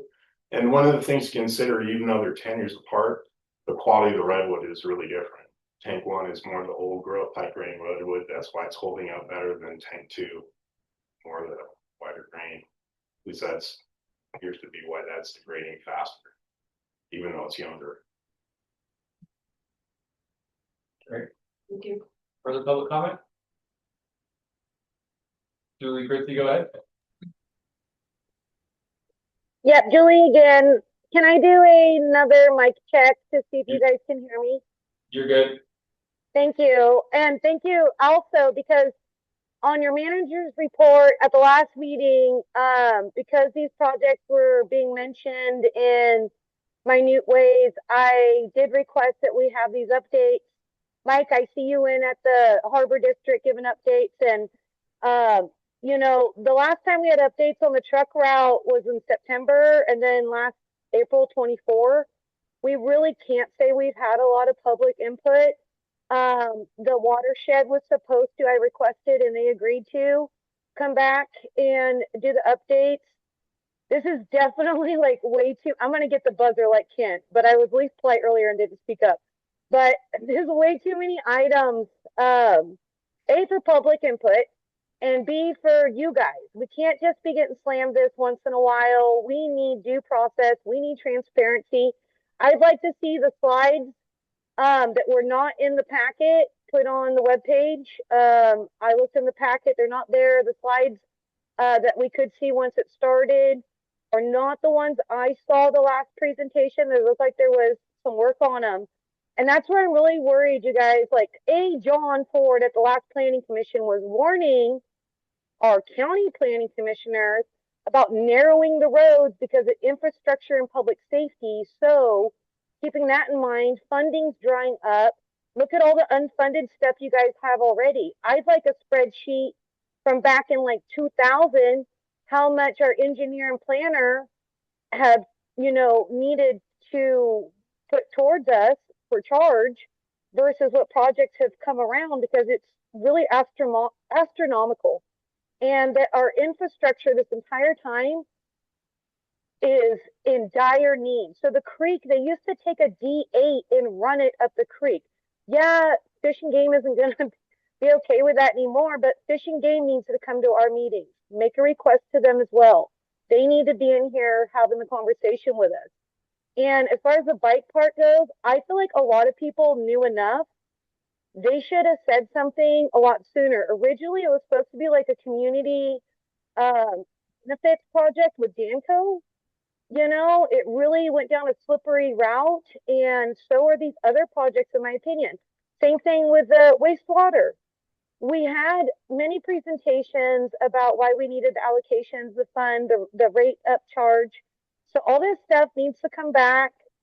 It needs to have very soon review and updates. Because honestly, in my opinion, the way everything's going, we might need to reroute and rethink where we're going to put our energy with getting what funds are available. And we really need to get our infrastructure as number one, because we're not going to be able to do that later. We need to make sure that if something happens, we are not going to have Thank you, Julie. Yeah, I know. Yeah, thank you. All right, last call for vote. You want to answer? So I just wanted to clarify in terms of the invoicing and the cost, the city, at least for the, I can speak to the engineering, the bulk of that is grant funded. So I just want to be clear. So yes, those funds get invoiced to the city, but then it's reimbursed for grants. That's the bulk, not all of it, but the bulk. Inflation has been out of control for the last 5 years. So what she's saying about the prices of the projects going up significantly is true. I mean, a lot of this stuff is doubled. Yeah. Is there any way to indicate if something's come out of the grant fund?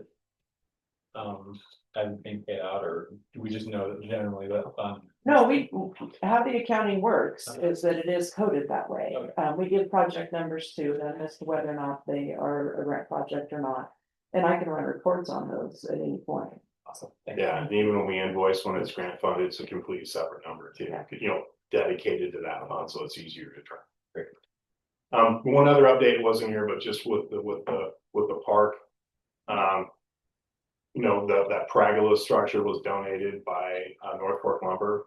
They donated something slightly off from the original design. We've got that all resolved, so it's just a matter of, you know, the crows, how that was set up, we're trying to erect it. They just finished doing a big work on the Grange, but I am in communication with them on trying to coordinate when that can be. I don't have the time. I reached out to them last week, but again, they were wrapping up Friday the work day. And I don't know if you haven't been to the Grange yet. It's pretty impressive. I mean, the lights have been installed. That's beautiful. Thank you. All right, thank you, Mike. Any last questions? I think that concludes our update.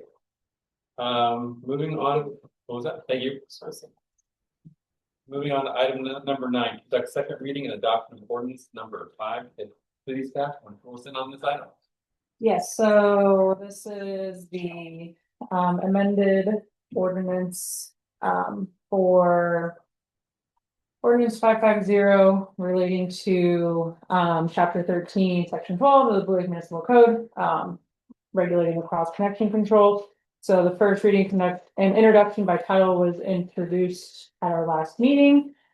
So tonight we're here for the second reading and adoption of the amended ordinance. Public notice was given on last Wednesday, 5 days prior to the meeting, with a summary of the proposed amended ordinance. I've brought those here today as well. And again, all those changes are very administrative in nature, just kind of taking out any mention of fees so that we can put them into resolutions so that they're easier to change, you know, throughout time. And also in this ordinance specifically kind of defining the cross connection specialist's role. So yeah, I don't know if you have any questions or anything, but nothing's changed. So this is just the second reading and official adoption, which will be done by roll call. Okay. Council, do you have any questions? Seeing none, does the public wish to comment on this item? Seeing no comments. For possible consideration. I'd like to make a motion that we conduct the second reading, waive further reading, and adopt ordinance number 550 titled an ordinance of the City Council of the City of Blue Lake, amending chapter 13.12 of Title 13 of the Blue Lake Municipal Code relating to cross connection control. Motion made by Stefani. Do we have a second? Second. Seconded by Louis Russo. All those in favor say aye. Yeah, roll call. Thank you. You told me that. Mayor Swatsky? Aye. Mayor Pro Tem Stefani, I, Councilmember Napier, Aye. Councilmember Lewis Lusso. Great. Moving on to item number 10. Conducting the second reading and adoption of ordinance number 551. City staff would like to fill us in on this item. Yes, so, again, at our last regular meeting on April 28th, we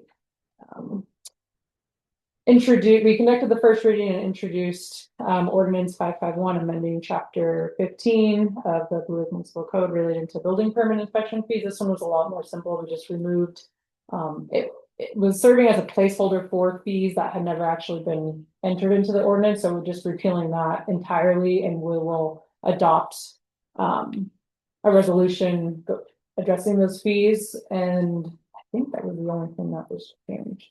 The only correction to the staff report on this item is the last sentence where it says set the ordinance for second reading and adoption of the next regular meeting. Does not apply to this. It's from the last staff report. And again, all very administrative in nature. So if you have any questions, I can answer them, but. Any questions from council? Seeing none, any public comment on this item? Seeing none, bring it back to entertain motions. I would move that we conduct the second reading, waive further reading, and adopt ordinance number 551 entitled an ordinance of the City Council of the City of Blue Lake amending chapter 15.04 of Title 15 of the Blue Lake Municipal Code relating to building standards fees. Motion made by Stefan. Do we have a second? Second. Seconded by Napier. You initiate a roll call. All right, Mayor Slawski. Aye. Mayor Pro Tem Stefani. Aye. Councilmember Napier. Aye. Councilmember Lewis. Great. Moving on to item number 11, looking at Parks and Recreation fee schedule. Emily Wood is here from the Parks and Rec. Great. Thank you.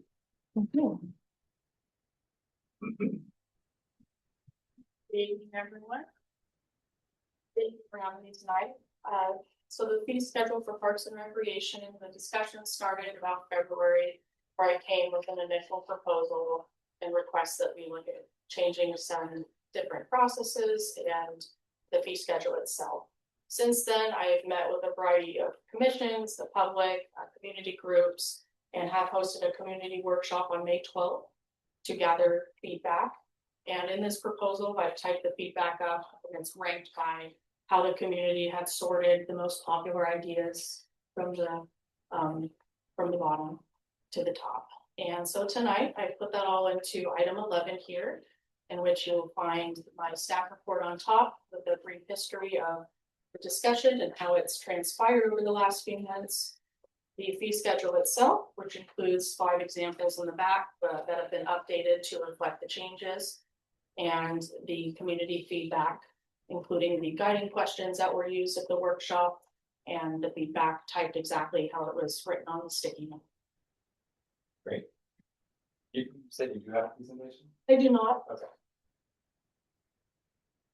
Does council have any questions about the proposed schedule?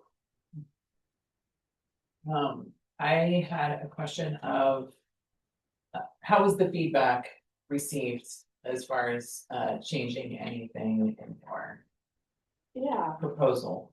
So it was interesting to watch the flow of people throughout the different stations. We had 8 stations set up and roughly 1 or 2 pages for the people at that station to review.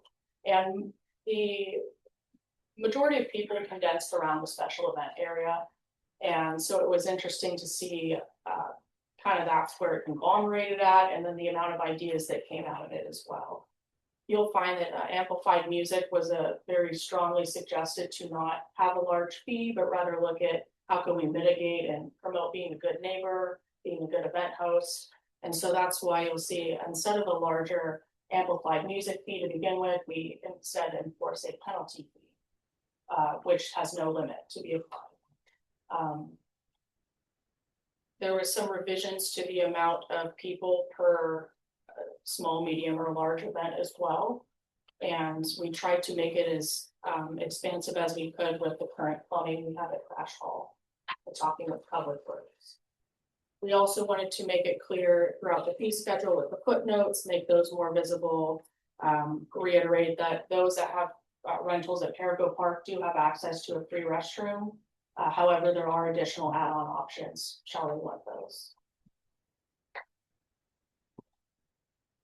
And I did meet with the ad hoc as well, John and Elise, prior to this meeting, to really flush out each page, and this proposal is where we ended up with.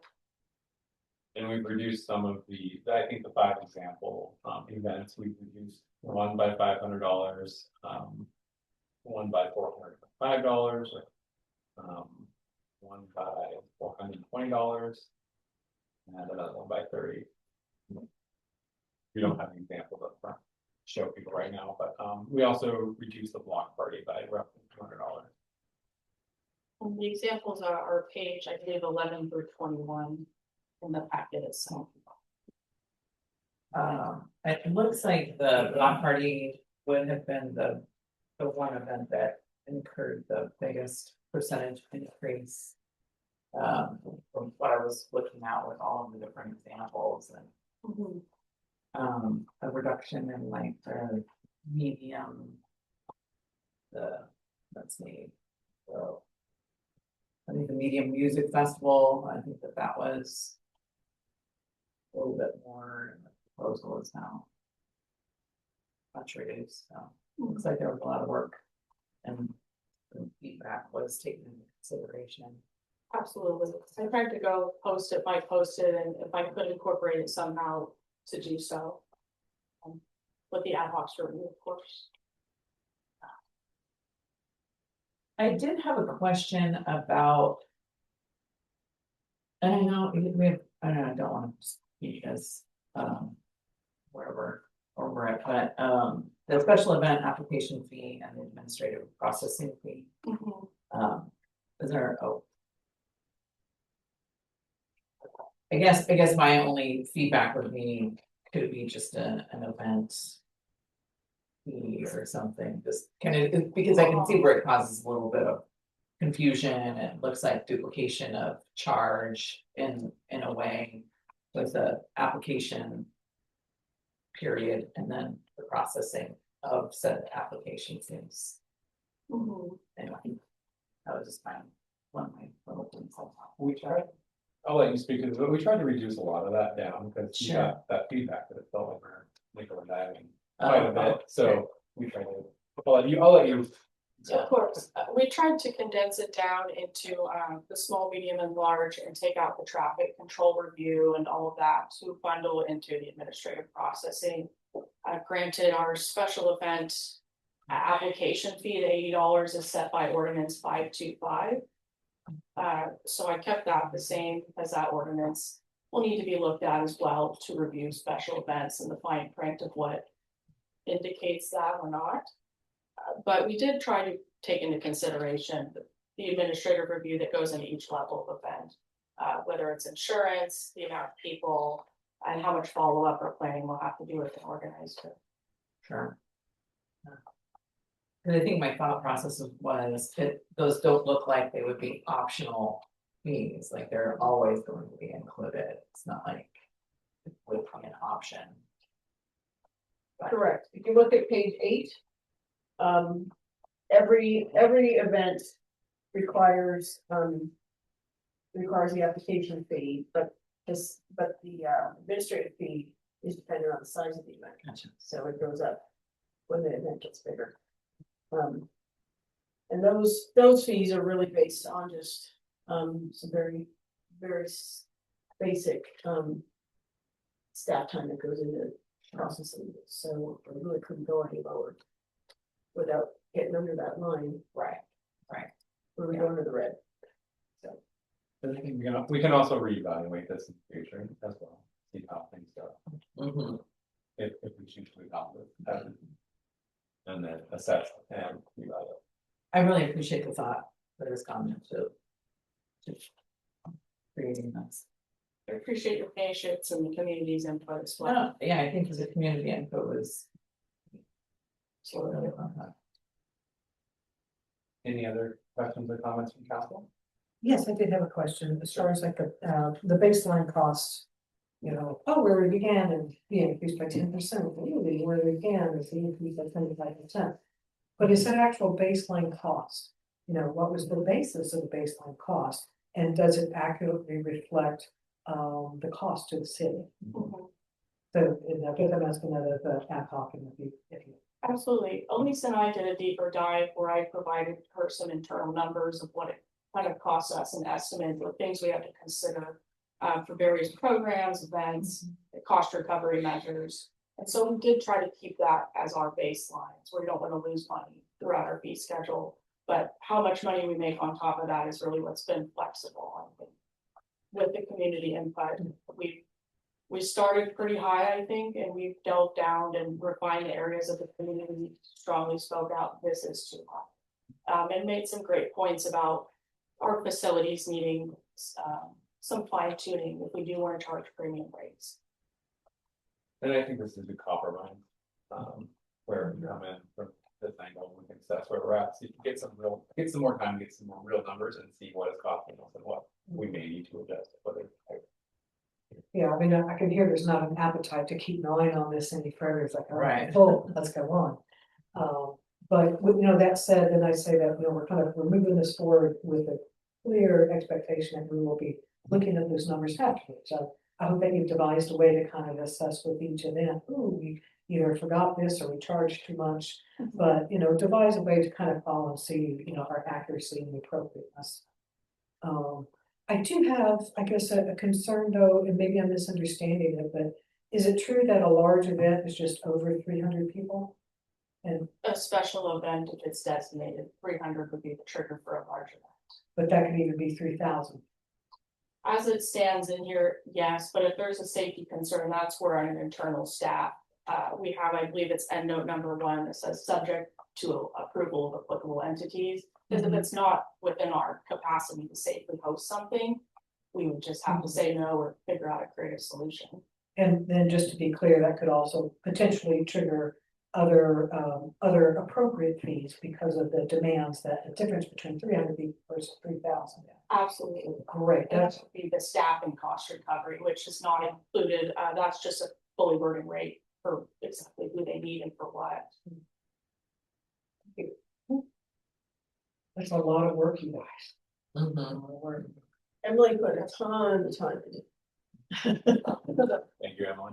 Thank you all. Does the public wish to ask questions or make comments? Yes, please inform.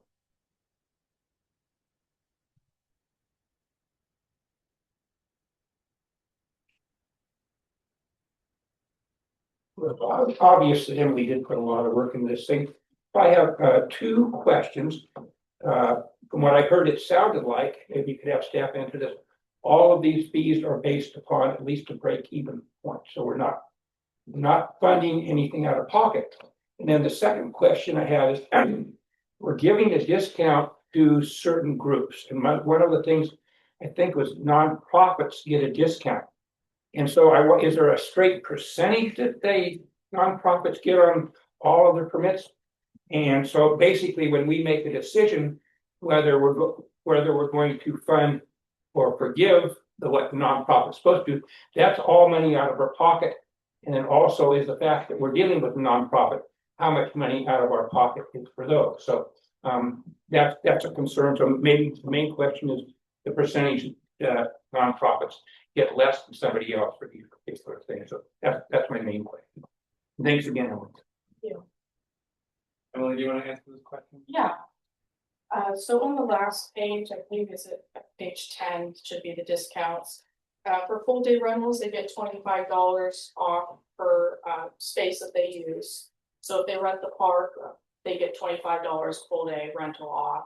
And let's say they rent Crash Hall too, they get per full day rental 25 off. For hourly, it's $5 off for those rentals.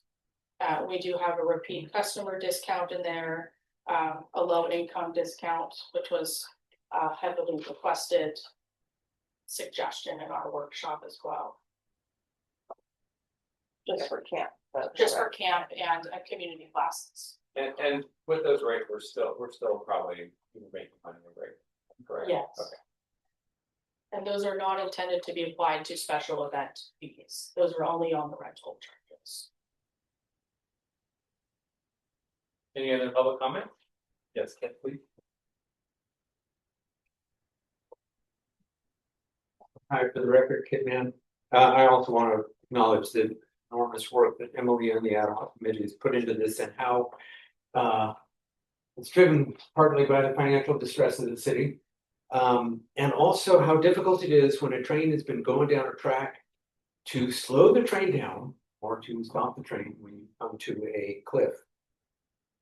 There are only a handful of big events in the city. There's 6 of them. There's Annie and Mary Day, there's the Del Arte Summer Fest, there's Humboldt Folk Flags Festival, Buddy Brown Boot Festival, now the Medieval Festival, the bike races, and the HODC picnic. That's about it for the big ones.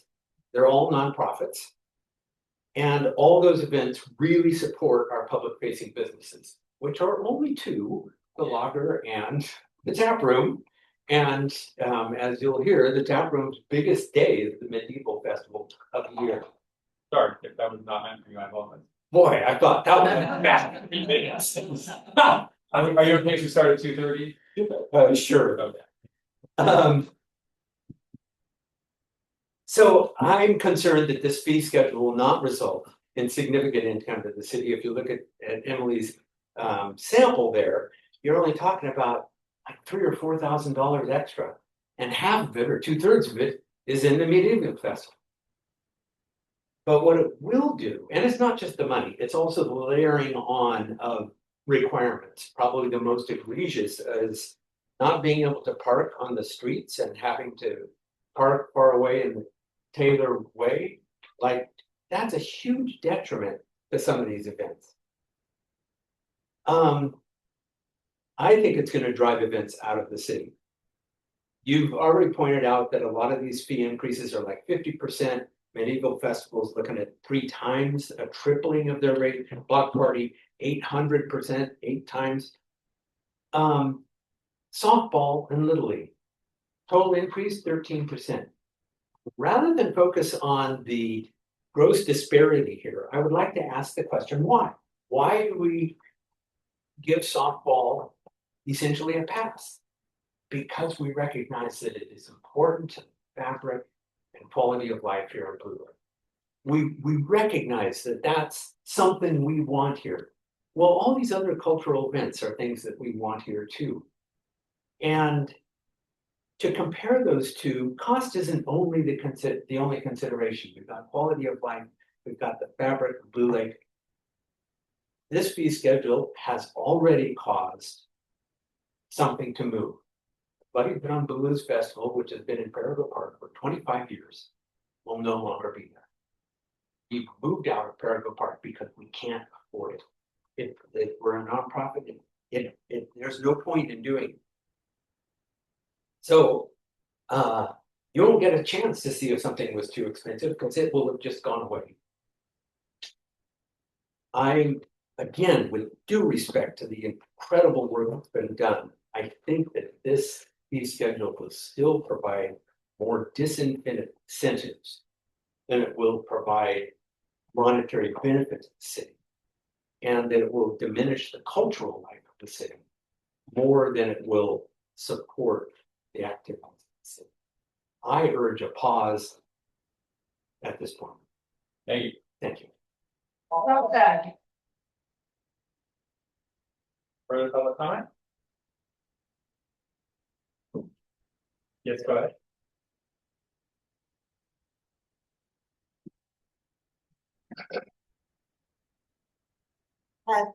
You guys all know me, and I think Emily's done a great job too. I just have one comment, of course, it has to do with the horse arena. I'm all for charging people that are not Blue Lake residents or Blue Lake Saddle Club people to come and use it, because I know how many people come from outside the area. I think charging a $50 fee is probably not in your best interest on how you do this. And I think there's going to be some issues on how you manage that and make sure it's done correctly, because it's like $50, it says $50 a person a year. You're going to have someone pay $50 and then bring all their kids and their friends with them. So my comment would just be that we might want to relook at that and not just say $50 for outside people, but Thank you. Further public comment?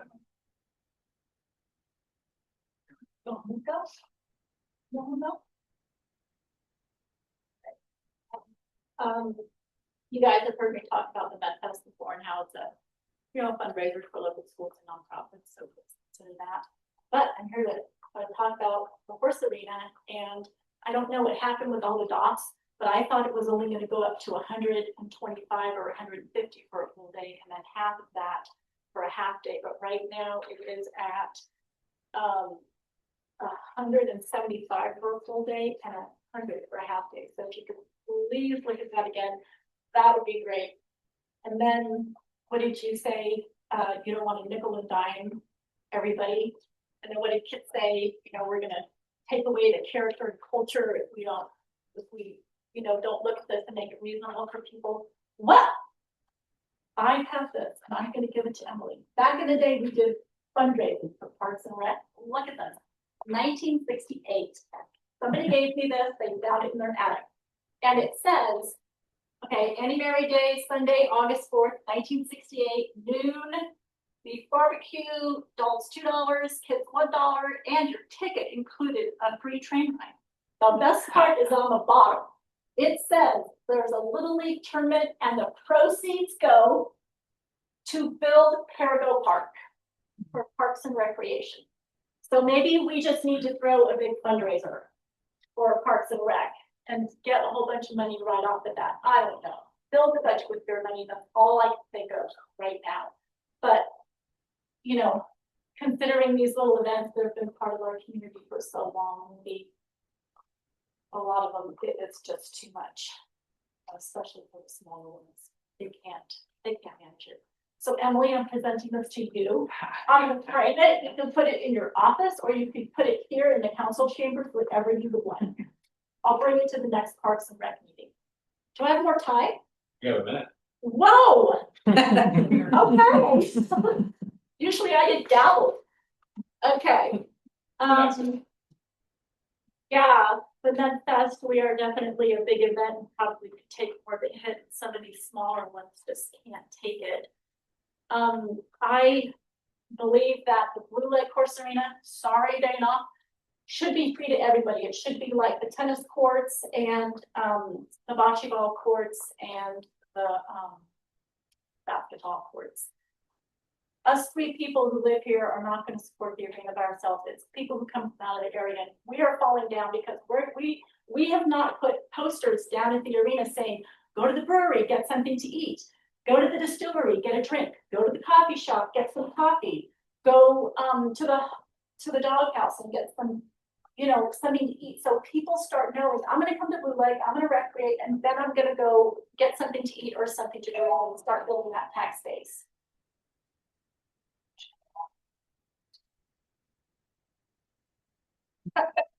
Okay.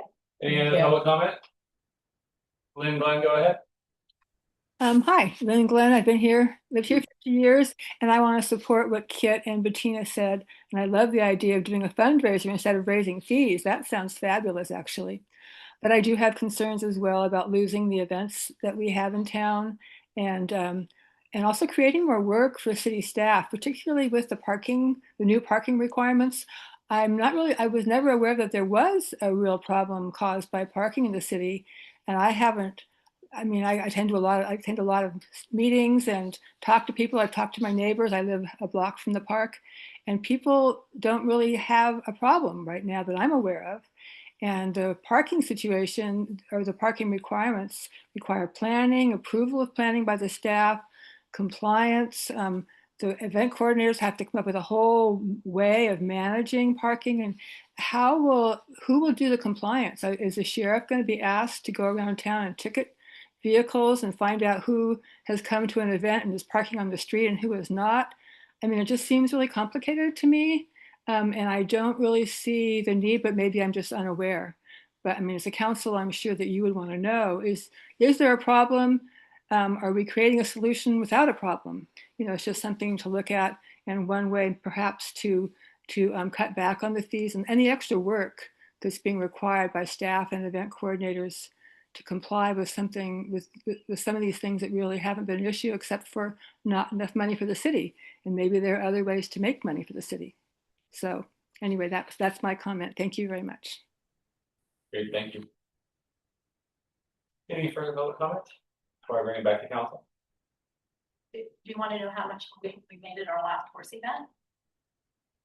Sure. At our last horse event, which was last weekend, we made $155. $125 of it went to prizes, and then we got $60 in memberships. So just to keep that in mind. So details, what was your horse event? What was your entry fee? How many participants? Dana. It was the versatility challenge. And we even had one of the judges donate his time. He's a very esteemed horseman, Eric Hout. And we had, what, 10? 5 participants. 5 participants. It was on Mother's Day. Is there an entry fee or no entry? There was an entry fee. $30 if you were a Blue Lake Saddle Club member, $35 if you were not a Blue Lake Saddle Club member. So I think the MOU that is currently being worked on is going to offer 4 free rental days to the Blue Lake Saddle Club. So really 4 days a year, you guys are not going to pay anything. So you get to decide which of your events you want to use those on.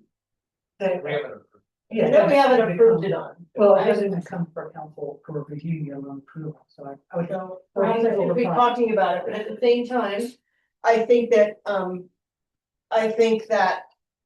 you guys are working on the arena and you're wanting to get some benefits, and I think we're gonna work with you on that.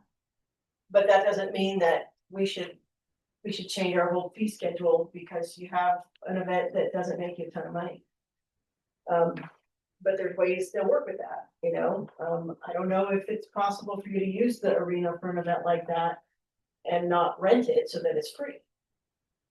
Because I don't know what your event, you know, I don't know if you could hold that event without reserving the arena all day and have to pay for it. Does that make sense? Yeah, well, I guess our point is, we just want to tell you that we're not raking in the cash down there.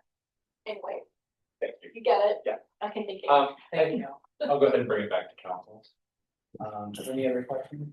I think that this is a challenging situation, and it is, we do recognize, I think everyone has recognized through this whole process that this has been really, really difficult and to make some of these decisions. But as we've already discussed, prices are increasing. In the past, we probably were not capturing the costs incurred to the city for some of those issues. There's liability issues, there's safety issues, there's maintenance issues. And I think that we all do recognize that this is a event, and we don't want any events to go away from Blue Lake. We certainly do not want that. We have to, you know, make some difficult decisions, and we have to look at some of these things with a critical eye. And I think that the team that has done that so far has really done a great job and has done a pretty comprehensive job in identifying some of those areas where we could possibly capture rather than lose more money. But it may be that what Kit was saying, it may be that there are going to be some events that are not going to happen here, and we may see a reduction in the use of some of our facilities. That's going to be something that we're going to continue to evaluate. It's not like it's going to disappear. And I think, you know, we're dealing with financial issues all across the board, across the nation. It's not just one like to deal with it. I mean, we're going to do our best to mitigate these problems, but right, we're dealing with a bigger issue. Yeah, this first step was a big one, but it was done with a lot of thought, a lot of research, and I appreciate the work that was done. And hopefully we'll be able to get to the next phase and figure out if this is going to be sustainable. To just address one other comment about the parking, I think that maybe the perception that the parking wasn't a problem in the past, was what it was because people were using that field for parking. Whether it was on the fee schedule or not. So I think that, saying we don't need to charge for a field for people to park in because parking's not a problem might not be capturing, the history accurately. And that field has been used for parking for quite some time, so, now it's obvious, now it's on the schedule, so people are more aware of some of the solutions that staff have utilized in the past. That perhaps folks weren't aware of before.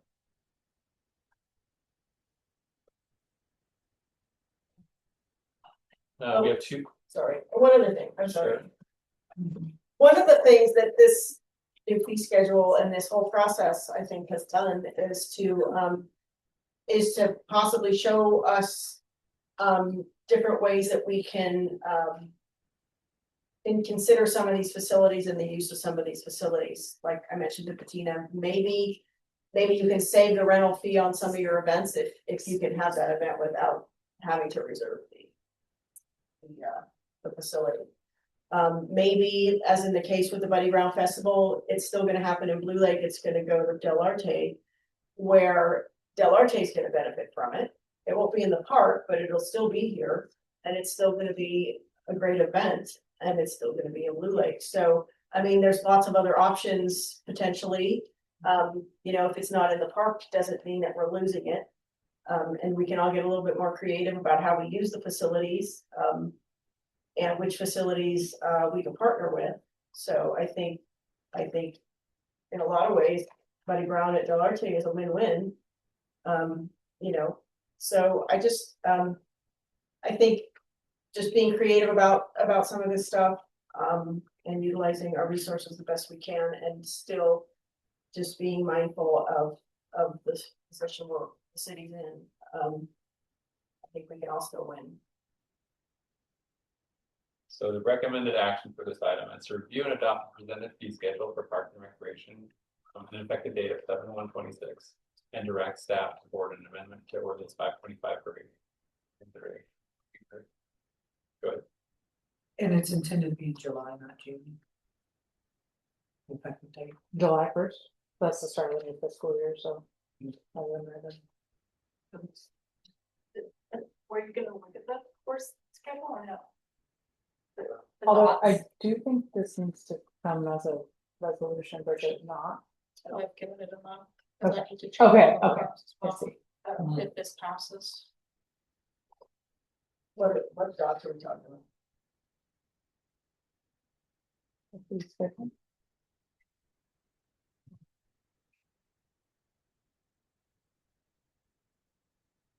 Patina, what? Or something like that, what are your thoughts? Might I come forth? Yes, ma'am. Okay.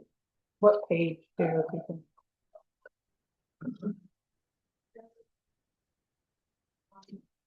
Page 88 on the top. Oh, well, there's two things. So the 4 stars was the horse thing should be free to all users, and we need to tell them where to go get them eat.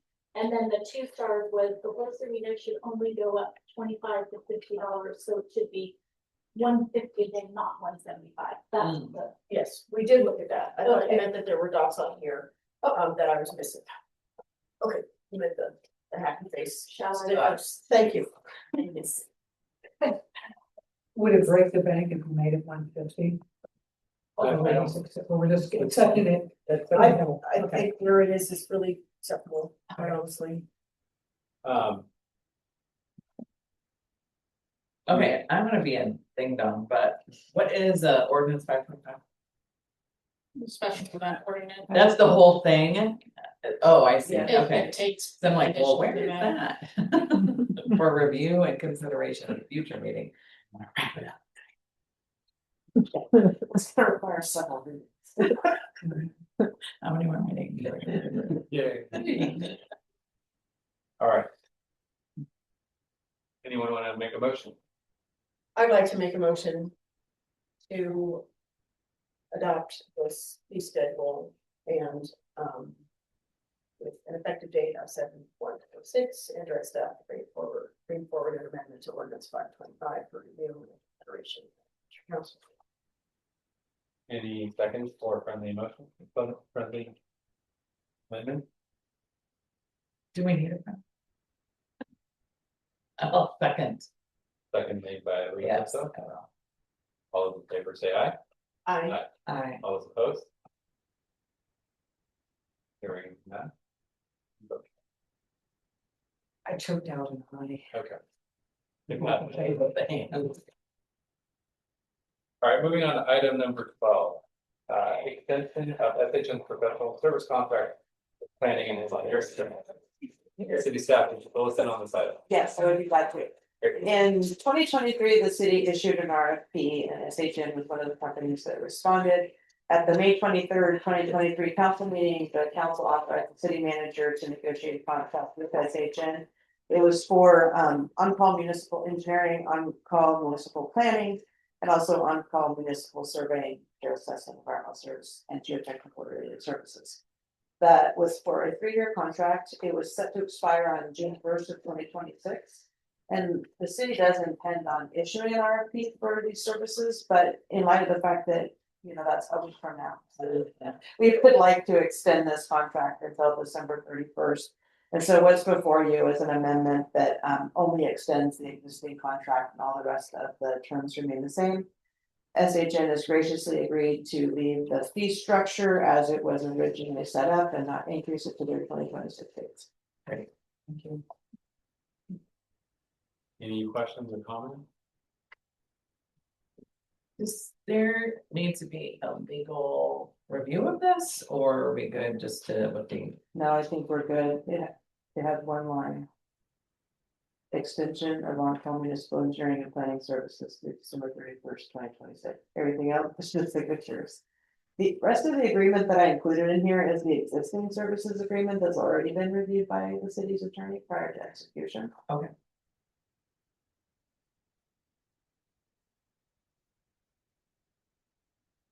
And if we did have concerns about the contract itself, we could review it at a future date, correct?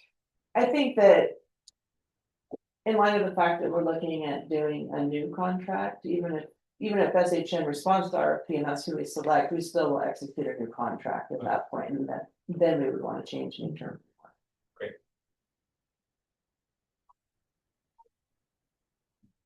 Well, I was told that Michael signed it after I talked to him tonight.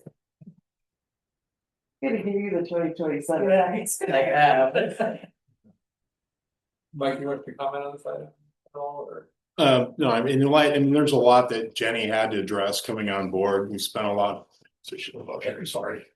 We need you to audience mic out this for you guys. No, that's fine. There's a lot of information just getting Jenny up to speed the first couple months. So I did want to bring up the fact that was terminating. And I brought that up actually to Jill. I had brought up the fact that it was getting ready to expire again. Just a lot going on. So that's why this wasn't brought up sooner. So it's, actually with Trinidad, something similar happened as well, where they extended that because they're going up a bit actually here. That happened a few months ago, and they're working on that right now. So one of the reasons a 3-year term was brought up, that really relates to the ability for grant funding, secure grant funding. That's typically the term they like to see for on-call contract services. For smaller municipalities, it's hard to staff city engineers, city planners, just because you don't have the resources. Arcata, Eureka, they're bigger, they can do that. Trinidad, Riedel, all the smaller municipalities just don't have that resource. So it's not uncommon to have on-call contracts. So, and then to be eligible for grant funding, those are typically a 3-year term that they like to look at. And in fact, through this one, we made sure in terms of FEMA and state revolving fund that we're making sure language was appropriate in terms of how they even solicit the RFP. So I'm sure Danny is well versed in this. So those are the things that you look for when you update your solicitation for services, to make sure the language covers that grant fund, because that's really the big driver why you want to have that in place. And if you were to change engineering firms as part of the RFP, all of the projects that SHN has already designed, you would have to have a contract with them to be the engineer of record at minimum. Makes sense. there was just some terms that were flagged in the current contract itself, so that was the only thing I brought up. Not necessarily like question. Yeah, I think that went through your attorney looked at that.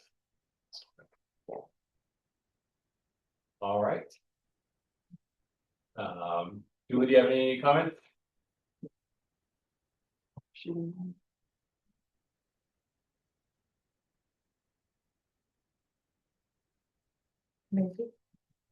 Yeah, sorry, I had to wait for the unmute emoji. Thank you for logging me back in. I went into no man's land on service and came back. So I did kind of miss the beginning of this topic. However, I'm glad I didn't miss it and I didn't get to miss Mike's last comments there. They're very pointful to some of mine. I would like to know the difference, like at doing the RFP, at cost, at project difference than having somebody on contract. And if SHN currently has any grant funding that they are in a 3-year cycle of receiving and implementing those funds into any specific projects, because if they are, obviously we'd entertain a continuance or extension. However, if they are not, I'm not so inclined to. My personal experience as public participant for the last 6+ years, I mean, SHN was there prior to our last management, for example, just not really felt that we've been efficient, transparent, and really up to code and bar with our council and our community during that process, that I would like to give some other local businesses that opportunity to have that chance at an RFP. And then if SHN wants to jump in during that process, good for them. Those are my thoughts. Thank you. Thank you. Last call for public comment. I support this, and I want to thank everybody for continuing at the same rates, although we're all obviously know it, his costs have gone up drastically, insurance and labor costs, that's fantastic. I do support the concept, every 3 years is what was mentioned, an RFP being put out. That's how everybody gets a feel. The sooner the RFP is able to be compiled and put out there, the better chance you have of more people participating. This time of year is really rough for these people, the engineers and stuff. They've got all their projects, they're firing up, as everybody knows. And so the more time that we can get them to get you, the better chance we have of getting a little bit more of a varied look upon things. And sometimes they have suggestions on how the city can save money through doing different policies and different things on that. So again, thank you, Mike, for that, and look forward to the process, the RFP put out as soon as possible. Thank you. All right. Anyone? I'd like to make a motion that we authorize the city manager to execute addendum number 2026-01 for the services agreement with SHN dated May 31st, 2023 for on-call municipal engineering and planning service. We have a motion made by Scotty. Do we have a second for the comment? Okay. Seconded by Napier. All those in favor say aye. Aye. All those opposed? Hearing none. All right, moving on to item number 13. Like Mike, annual multi-chamber collaboration mixer fee waiver request from Arcata Chamber of Commerce. Staff, would you like to fill us in on this item? I think Emily's gonna fill you in. So this request comes from Gloria Baker on behalf of the Arcata Chamber of Commerce, and she has included this letter that says, "Dear members of the Blue Lake City Council, on behalf of the Arcata Chamber of Commerce, I'm requesting a waiver of $350 rental fee for a multi-chamber collaborative mixer scheduled for September 16th. This mega mixer will bring together the Blue Lake, Arcata, McKinleyville, Willow Creek, Trinidad, Southern Humboldt Chambers of Commerce, and Humboldt, Maine. As nonprofit organizations with a shared mission to support local businesses and promote regional tourism, this event is a great opportunity to strengthen cross-county connections while highlighting and celebrating Blue Lake as the host community. In addition to fostering regional collaboration, this mixer will serve as a fundraiser for each participating organization. Reducing costs such as the rental fee will allow all partners to make a small profit to help support each of their individual missions. We appreciate your consideration of this request and would be happy to provide any additional information or discuss further details. With appreciation, Gloria Baker, Operation and Events Manager, Arcata Chamber of Commerce. This originally came to me because I had sent her a rental agreement for the park and she asked if we could waive the fee. I passed it to Jenny and that's why it ended up here for your review tonight. So is it for consideration? I don't see a motion sheet with it. Is the recommendation to consider this and to move that or to take it into consideration? I wasn't sure how this works. Okay. So I do not have the authority to accept or reject this on my own based on the existing policy that's in place. If it was up to me, we would probably deny it. I don't know why we would want to waive the fees for this particular entity as opposed to the many others that we've obviously heard from in the last few months as we've raised the fees for everybody else. So that's my personal opinion, but the council can do as they choose. Well. I'll just throw in that, I'm in agreement with, what Jenny just said, that, we have a lot of entities that are Blue Lake centric that are, folks that come to our parks and use our facilities and have for years, and it seems, odd to me that we would get this request for a free facility, from somebody we don't have a relationship with. Well, and being part of the Chamber of Commerce. I mean, there's gotta be some understanding about this. Well, the yeah. need to, I don't know, okay. It's, They are automatically eligible for the discount that you guys have approved. we're gonna Everybody be else. partners. Yeah, we're gonna, it's obviously a slippery slope, we just start waiving fees and, we're on top too, and like you said, at the end of the day, we all shop in the same place. So, I don't see that we can do ourselves, maybe we can put it on the board here, but if there's 7 entities and it's $350, that's $50 each. And for the record, again, this isn't like, this is how we make money, this is just how we stay afloat. Right. Recent conversation, Councilmember Arcata, they do a fund, for waiving fees like this, and when that fund is gone, that's it, it's done. And they are way past that point already. So, I appreciate the comments, Michelle, if these are the difficult decisions, they are, it's difficult mine. But thank you for bringing it forward. I do wish we had such one thing, of these programs, but it's gone, right? Thank Hopefully you we for get it. letting me read their request. Thank you. Yeah. Let's open up the public.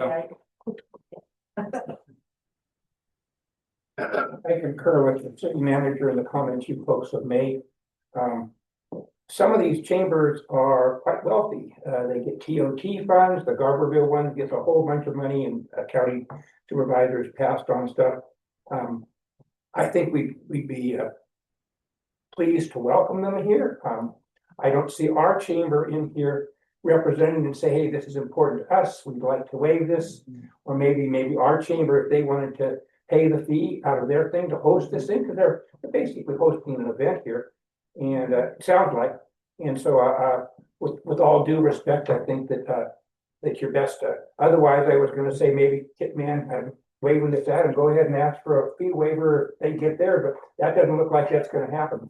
So I did wish to make mention that in these particular things, some of these things that are going over to Del Arte, there's a CUP there that staff will be taking a look at, because the sheriff's involved in that, and everything that they'll be going through is way more stringent than what you guys are passing as far as what happened under a conditional use permit. So anyway, thank you for the opportunity to speak on this.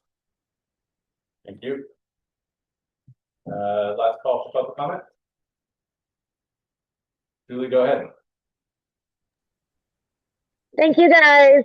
I really want to make sure you can hear me okay. Yes. Good. I actually have a totally different spin on this, and I'd really appreciate you guys looking at it from my point of view. I'm very integrated into a lot of communities doing the junior livestock stuff. So my volunteer in the rodeos, I know some amazing chambers. Could I get one quick staff clarifying question? How much would it be? How much would it cost for that rental, real quick? $350. Okay. We already had mentioned that these chambers can do a little fundraising to make sure, you know, right there. I think there's some negotiations within this. And Kent's point too, our chamber's really weak. So honestly, if we were the host, we could be then educating our public how cool chambers are, all the different stuff they can do, and it's going to promote more people in our community to participate. And it's going to enlighten our chamber and put the pressure on them to see what these other chambers are doing. If you need a sponsor to host this event, I'm more than willing to donate it. I think it's something we need for our communities, and I think we should take advantage as Blue Lake to host it so that we can educate everybody on how important our chambers are and really look at what these other communities are doing, because there are a lot of them that are bringing in economic stuff to their communities. They are really a powerful entity, but we need to start getting more people involved with our personal chamber that can be those powerhouses and have those connections with the other ones. So yeah, I have a huge, I will donate the money to do it if that's an excuse. If they need that, I think we should host it. It's a great idea. Thank you. Thank you, Julie. For public comment. Okay, bring it back to council. We wish to entertain a motion to direct staff or direct staff. What is our direction?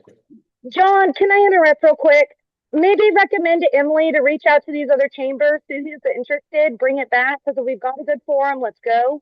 Otherwise, does it make sense? We kind of need to know what the other chambers think. Thank you. Thank you. Almost got gavel there.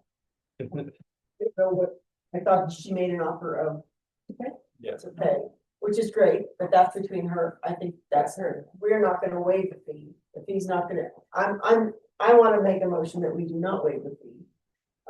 But I'm happy to connect Julie with the organizer. Motion that we have a motion made by Stefani to reject this. Or what? Do you have a second? Second. Second by Louis Pluto. All those in favor of directing staff to deny the request, say aye. Aye. Opposed? All right, we have direction now on this item. Thank you. Moving on to item number 14, bike and skate park update. All right, so since the last meeting, the request was made that I put together a financial summary for the bike park itself, and I also provided you with an update on how we're doing on the steps for the corrective action plan. So I did collect the financial report from our CMDA on all of the expenses that they paid for directly and any of the donations that they had received. And I also put together a summary from our accounting system of all the expenses that we have paid and all of the donations that we have received. You'll notice that some of this is overlapped. The city received donations from RCNBA and RCNBA shows them as expenses, and so they offset each other in the totals. But you'll notice that when you get to the bottom, the city has a net expense right now of $54,878.30. Of that, a little under $20,000 has not yet been paid. It has been put into our accounting system because the expense has been incurred, but it's still sitting there as an account payable to Gary. For RCMBA, they spent a total of $1,314.43. That's the net out of theirs. So pretty much everything that they paid for, they had a donation to cover. So the total bike and skate park that unfunded expenses that were not covered by donations is $56,192. And we currently have an unfunded paid amount of $36,743 that has come out of the city's funds. So we have an outstanding. Unfunded paid, we paid invoices, but we did not receive reimbursement. That's correct. For $36,000. Yeah. And you can see on PDF page 126 exactly what those are. I listed them out. I did not list like there might be 10 things they bought at Daisy's. I added them all up so that every single vendor only had one line item. The exception for that is wildland operators because they submitted 2 invoices. The first one Mandy paid in several installments, but then when the second one came in for the $113,000, only $20,000 of that was paid because RCMBA gave the city $20,000 and said that should be paid to King Creech. So of his invoice, the only part that is included in this total is the part we've already paid. Does that make sense? And that was the one that the board member directed our staff. I get you weren't here for that. I wasn't here for that, no. That was the one that the acting city manager failed to follow financial policy and put that on as well in the $5,000 amount. No. That, that's something that should not be happening and certainly won't be happening from this point forward. That's it. Also, why is it we have wildland operators also housing this, the landscaping, and what was in that invoice? My understanding from talking to Mr. Creech is that there was a separate invoice that was issued by the landscaping place. And then in the process of whatever went on before I got there, it was decided that instead of there being 2 different vendors shown, he would just go ahead and incorporate that into his, and then the other invoice that had been submitted was basically void. My understanding from him, that was the 113,000 included the 10,000 for the landscaping. But my understanding is Dana Creech is not a licensed contractor, and he can't have subcontractors working under him. I'm not sure it was even for landscaping work. I had this conversation with somebody that led me to believe it may have been more like design related than just on the ground work. There is a lot that you talk to 2 different people, you get 2 totally different stories about the same thing. So it's hard to parse out what's the full version of the truth. And some of these things may just be the people are only involved for a certain period of time, and so they only know so much. And then so they're telling you what they know, but it isn't always the whole story. Yeah, and I hear that with Mike. You come back and you see something completely different. It's collective amnesia.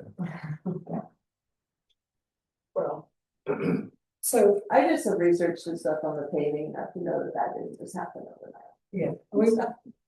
Right, well, and the other thing, not to give anybody an absolute pass, but at the time that all that was happening, there was nobody to talk to. You all weren't sitting at the table. So there was nobody to come to. Bottom line. What does that mean? It means that the people that were in power were okay everything that was happening. And if somebody had a concern, they didn't have anybody to bring their concern to. That's what it was. So we can't blame somebody who had nobody to talk to. Are we expecting any other hidden costs in the near future? Or I do not believe so. I feel like in all the talking that I've done with people, everything has been brought forward that could potentially be a liability to the city. Mr. Creech has told me on the phone that he would submit a revised invoice that had detail to it and backup receipts, rental agreements, but I don't have anything. And so I just continue to track his on the bottom here as unapproved, and it may never get approved. I mean, there may not be a version of this where he puts together information that satisfies the city that he had a contractual relationship with us, that we owe him that money. But I would like to continue to work with him until he gets to the point where he doesn't feel like he has anything else to offer to me to review. Do you know what was submitted with that $20,000 that substantiated that payment, other than our CMBA saying? No, there was an invoice. It's the same invoice number 7, and that's why I show $93,040 of it is unapproved. Is the other 20,000 is what makes it 130. In my conversation with Dana, he stated that he was told not to submit invoices. Have you heard the same story from him directly? What I was told was that he submitted a detailed invoice, and then Mandy asked him to take it back and submit a more generalized one that, for unknown reasons, she would be more happy with. I don't know what happened. No, I know. Let's unraveling this But mess. that is what he told me, is that he had a more detailed version. I said, that's great, send that to me, but that's been a couple weeks and I still don't have. He says he has lots of photos, he has drone footage, there's a number of things that he's offered that I don't have. At what point, there's the news articles that said other people in the community, were paying him for his services instead of the city.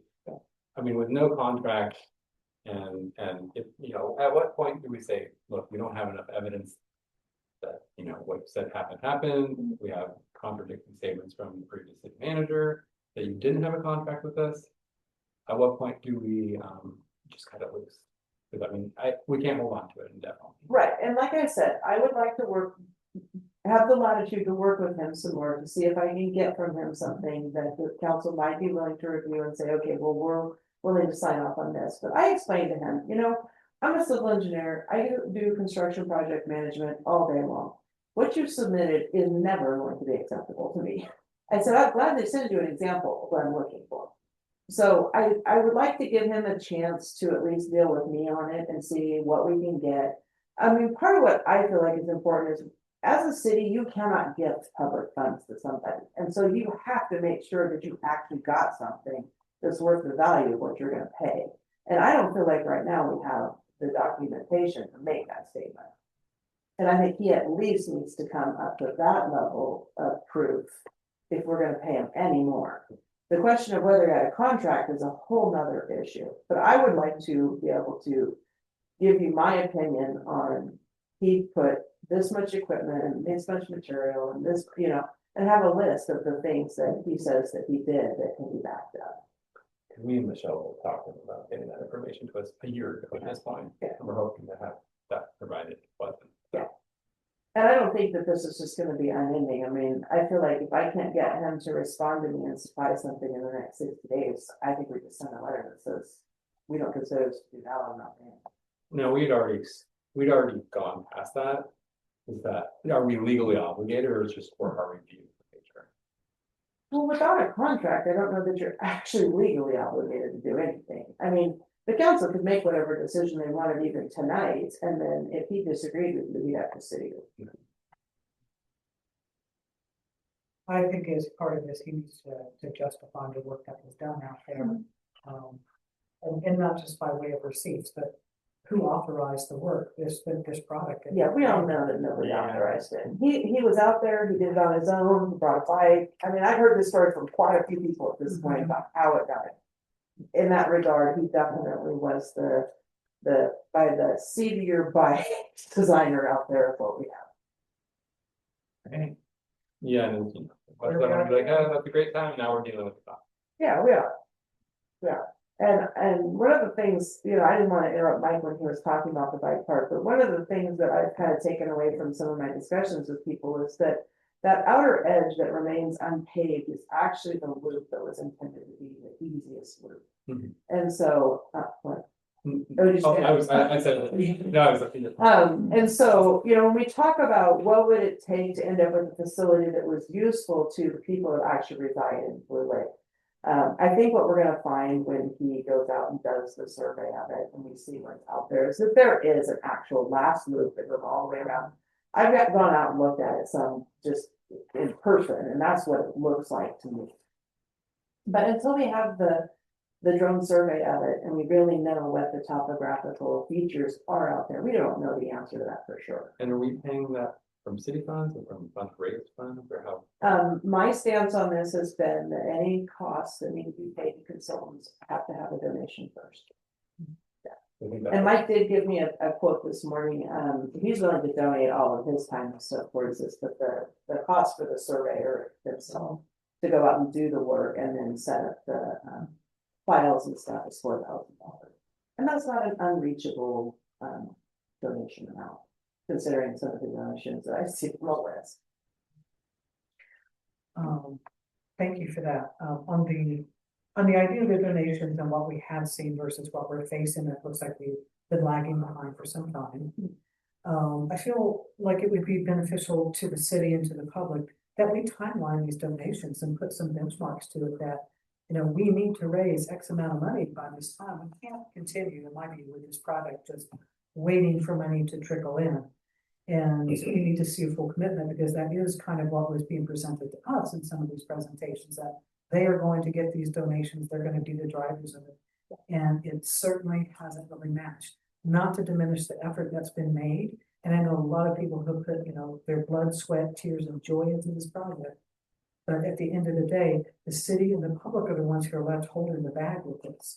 And so if we don't begin to provide clear direction and deadlines and with benchmarks to achieve, then we're not going to see this to fruition.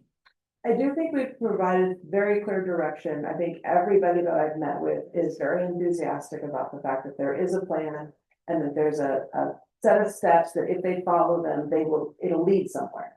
I think the problem we're having with donations is a general uncertainty about this council's commitment to this project. And so people are not going to put any more money into this if they think that there's an option that's going to include bulldozing it. I mean, I'll just be honest. They will donate towards something that they think is going to get built.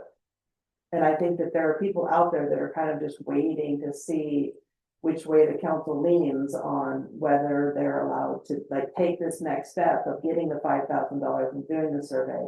One of the things I would like to make sure that you guys are okay with is I want to allow the volunteers to go out there to remove the tarps, remove the sandbags, weed eat the grass. If Mike goes out and does a survey, I want it to be a good survey.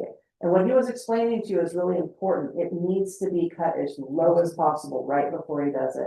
They'll have to go out and set several survey monuments, like these big targets that they pick up with the drone.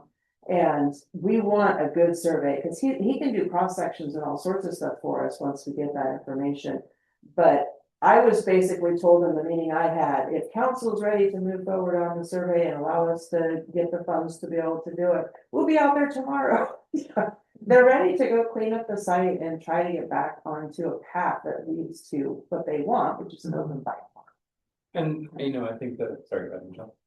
Oh, I was just, I mean, what you had said about talking about putting it out to the public, we need, you know, the fundraising, and this is setting deadlines, etc. It implies a solid manager of the project. One person who can have conversations with us and answer questions that we and the residents of Blue Lake have.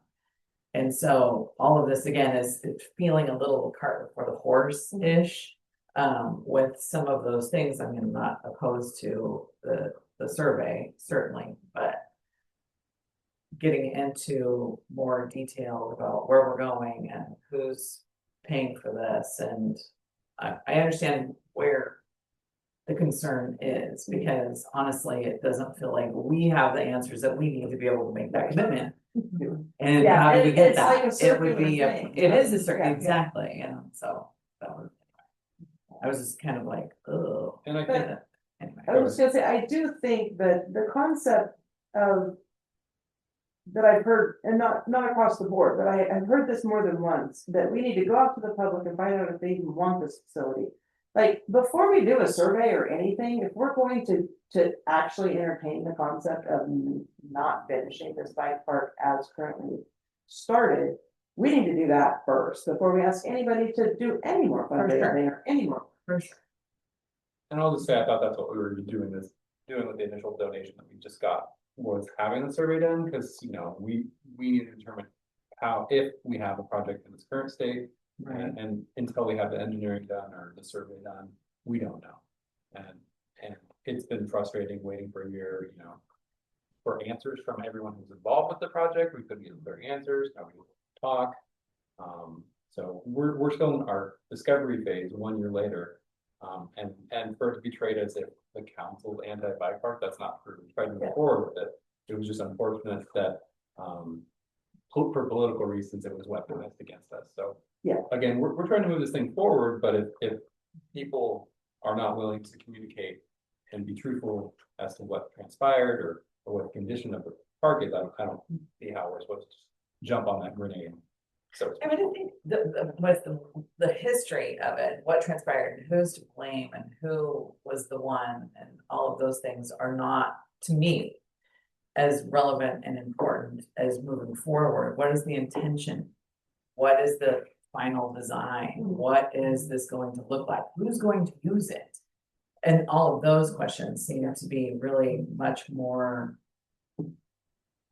not relevant, that's rude, but just more pressing for me than the history and all of the confusion that's happened. Not to say to minimize any of that, because you're right, it was absolutely and it has been a problem. It's been a problem, but yeah, just those trying to get those answers and trying to figure out where we're going and what we're doing, and then still stuck with, and then we get to see what this cost is and what all of that looks like, and then we're kind of gonna hit that stuck place again. Well, that's what I was gonna ask you, is in the steps that we've laid out, at what point do you personally, as a single council person, feel like you would have enough information to be able to make a go, no go decision? I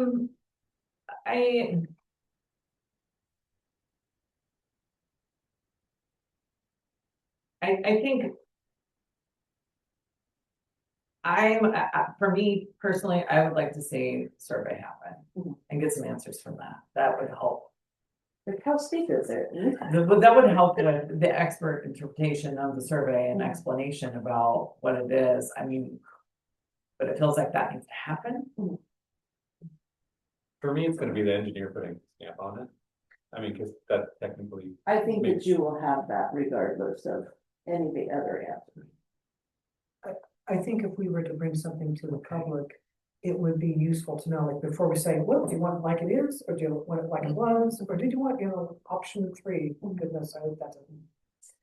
But in that, I think if we're going to present option A, which is in its current form, then I think, some level of feasibility and understanding of what is there. So either what, if the survey is pertinent to safety and ensuring and who would be likely users or not. If, there's a whole lot of drainage work that would need to be done, or whole compaction. So in other words, how much more investment into that. And then if we have some of those answers, and then we can bring to the public. I really love that energy. When I stood up there at top, it's like, oh, I get it. I'd smash and break and be adrenaline. Yeah, I'm total adrenaline junkie in the past. But the public did not get to participate in this.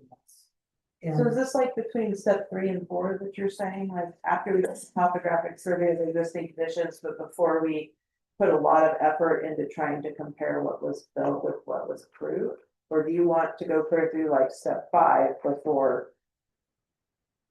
It seems like, oh gosh, well. I know. It looks like we're kind of stuck with all of them, honestly. I mean, I don't know how you can say, oh, just do 3 and then stop. Well, yeah, if we start with 3. And then we can see where we land with, insurance, and we can see what that means for user groups. I mean, I've stood at the top of that thing, and I stood there for a while with somebody on a bike, their helmet all on, they're like going, yeah, I'm just gonna sit here and watch those other people do it for a while, because this is scaring the heck out of me. And it was somebody who looked like they knew what they were doing on a bike, right? So I'm just like, okay. And then I saw some other people that knew what they were doing on a bike, riding it really slow and not getting any air, because they just kept riding it over and over and over again, really slow. I'm like, oh, okay. So it kind of gives you a little bit of an idea of, who's going to use this thing to its potential, and how many people are going to only be able to use part of it, or only be able to, do the old lady crawl over it because they don't want to catch any air. Or whatever, right? So I think that we need to do the survey, and we need to find out if it's insurable, but we also need to know if its current design is gonna have a wide enough audience. If we have 1% of bike riders are gonna use it in its current form, then maybe we need to modify it. But we need to have those answers first. And That one's the way in really fast. And Sorry about that. I would like to, before we leave this out, please take so. Sure. Just.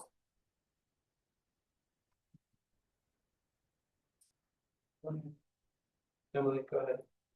We'll come back.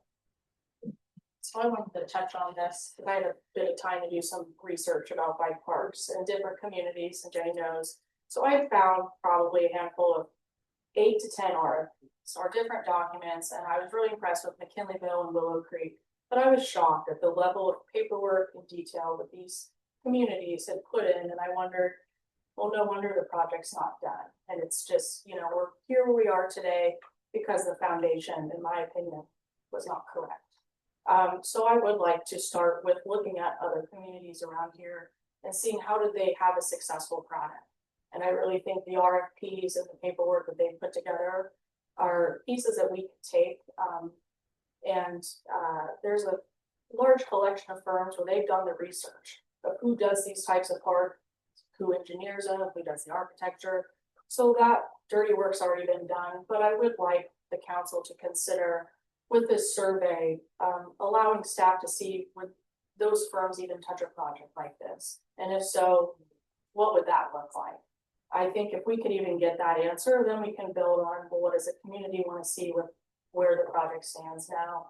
And if it could be salvaged, and if so, how much, and building from there. But the longer it just sits, and I hate to say it, but dilapidates, we're gonna end up with something at the end of Taylor Way that's not done. So I asked the council's consideration, and I would be happy to share the resources with the community, or with anybody who takes interest to help me dig through these RFPs and get this to where it is. Because I don't want to see it sitting just as much as anybody else does. Well, that's all I have to say on that. Thank you. Thank you, and the public. I'm so glad you spoke, man, because it triggers what I wanted to say, and it follows right in line. Maybe from a different perspective, but that is to establish a deadline for this then, because if, you know, on the one hand, it's deteriorating, on the other hand, if those who are, you know, who have committed to fundraising for this project and have signed an MOU with the city, and yet they want to sit on the fence and see which way the wind blows, then none of this happens, and it continues to deteriorate. I think that we have to, you know, maybe light a fire under them. This council has not sat on its hands about this project. We have had so many meetings on this bike park ad nauseum, and the amount of staff time that's gone on to it. And it's time for them to step up. There's been a lot of promises made and a lot of wonderful ideas put forth, but we need the boots on the ground and we need the money in the fund. So along those lines, some of what Emily and I have been talking about is the state park per capita process, and there's a very elaborate and involved community outreach to go with that. And one of my concerns has been whether or not council would be supportive of Emily and I taking that on and starting down that path, with the idea being that those documents that come out of that are then used for the grant application itself. If you guys are committed enough to seeing where this goes, to expend that level of staff time on the front end of this. Because I'm not sure what happens at the end of the deadline, Yeah. unless we're moving in a direction of some kind. How much time are you talking about? And what's the time frame? Like, they haven't issued the application guidelines yet. No, they have the webinar coming up early June. And just a hypothetical, go ahead. Please go ahead first. I would say that early June webinar is to talk about the grant requirements so that you can be prepared to apply for it. Yes. And then you'll probably, the deadline will be how far out? I'm guessing the fall before the end of the year. Yeah. That's what I'm gonna hear. Well, and the deadline that I'm referring to is to come up with the funds, not with us writing grant, but with those who have committed to do these fundraisers, to be able to cover these steps. And to cover the steps this year, so we can get answers and move. I mean, if we don't get these answers before, you know, August, rainy season is October, if we have to do any remediation activities, I think that might shut it down. So nearby, you can comment on, you know, whether that presumption is true or not. But my concern is that it's going to languish. We aren't going to get the funds if those who have made those promises to the public and to this council that they're going to be there for us and they're going to be there for that park. Well, now is the time. I still feel like there's not a clear idea of what this is, because if we're asking people to move forward with fundraising for this project, what they have an idea about what it looks like, And we have an idea about what we would like it to look like. And so I feel like we still need to have a meeting of the minds and really like, what was the intention behind this? And what do the residents want to see? And what is realistic and what is the demographic here in Blue Lake? You know, certainly my 4.5-year-old grandson is going to be writing this. Which is what I was thinking, because there's a lot of little bike parks up in Bend that are just delightful, and anyway, I digress. I just feel like there's still that we need something to happen to be able to facilitate communication and ideas to make sure that we all know that we're all talking about the same project. And if not, then we need to really talk about decisions. I mean, I think again, it's a simple concept. It's an egg. We're gonna crack the egg open and see if it's still good or not on the inside. You know, you guys are the ones who are gonna determine when that is, whether it's through the engineering phase or through the engineer stamp. I don't think that, you know, what step would that be in? Hypothetically, that we know what's under there and what's impact. I mean, I personally would not want to go past step 5 until this council had done whatever level of public outreach they feel like is necessary. Because once you start going into step 6, you're redesigning. You're dealing with the problem and you're figuring out what the solution is. Right. It's one thing to collect some information that you can try to describe to the public. I mean, the truth is, you go out on site, you open up the fence, and you have people stand up there, and they go, "Yikes!" You don't need a piece of paper to do something. You really do just need to have some meetings on site where you invite your community and ask them. Based on the contours of even the part that's unpaved, how many of you guys would use this park? Okay, so you suggesting that we have a community outreach where we go up there and show it to people and see if they like that or not. Is that what I'm hearing? I think if there's any version of this where the people in this community say, this is too big, we don't want this as a tourist destination, we want it a little park, and we're going to do that, we need to do it right away. Thank you. That's fair. If there's no, if there's no possibility of having both worlds, a little mini version next to it or adjacent to it, or And as you heard, Mike, it's a little dirt thing that eventually is not going to be viable. So very clearly like that. I mean, let's be real. That is what he said. Where will parents be, when their kids are out of view, back behind 15-foot berms of asphalt? So I think, we'll open up for public comment here in a minute, but I think probably the best is that we have some kind of a community evaluation day. Is that what you're suggesting? So I'm thinking, I say we go out there, we let the volunteers clean it up to get it ready for the survey. We have a community outreach out there. We have tables. We let people have as much input as we can possibly get from people, and then see what people are actually saying. Can they ride their bike on it? No. Well, the insurance company actually would probably say yes, but I don't know if you want to allow that or not, because they allowed it before. And part of what was important to them is that we created the signage that was out there, and had the ordinance in place, and so then it's at their risk. We did get that before. That's all passed. Okay, great. Yeah, and we were out there, a lot of people, we were out there and giving away free safety equipment, and the riders were not wearing it. Well, we don't have to force them to wear it, we only have to notify them. And one other quick question, is there anything preventing the council from just saying, move full speed ahead without doing all the surveys and everything, if we wanted to do that? Money. But I mean, the engineering and. Not encourage you to put anything else out there until you have a plan and some idea of whether what's there was actually compacted. And I have a number of engineering questions. Thank you very much. Yes. That's number 8. Yeah, if we're gonna do, that kind of an outreach, well, it'd be fun to, to consider a park. I think that's going to really emphasize one point of view with it, and I think it's also important to, whether we do it here or at the Grange or Crash, also have a discussion, elsewhere. Because again, when you mentioned that about the tourism aspect of it, and like Julie Christie mentioned, where are we with our general plan? And it's pretty outdated. How does this even fit with it? And additionally, a lot of these bike groups seem to be referring to plans that we haven't had as council members, and we certainly haven't You know, we know we haven't approved what's out there, but we haven't even had a chance to see what's being proposed within the framework of the correction action and what is happening. And I think it's important, whatever we do, that we bring the big version of the master plan that was brought before council for that entire Powers Creek district. And look at how the bike park fits within that. Because there's like this bigger development plan out there that this is just a small piece of. But that, I don't believe was approved, it was just an idea that was floated out there.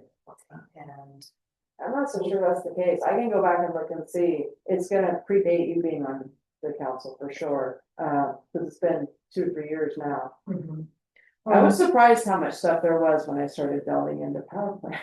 Are you talking Storyland? Yeah. Stuff? Yeah, I've seen that, but that was presented to the public as a kind of like, oh, here's just a world of possibilities.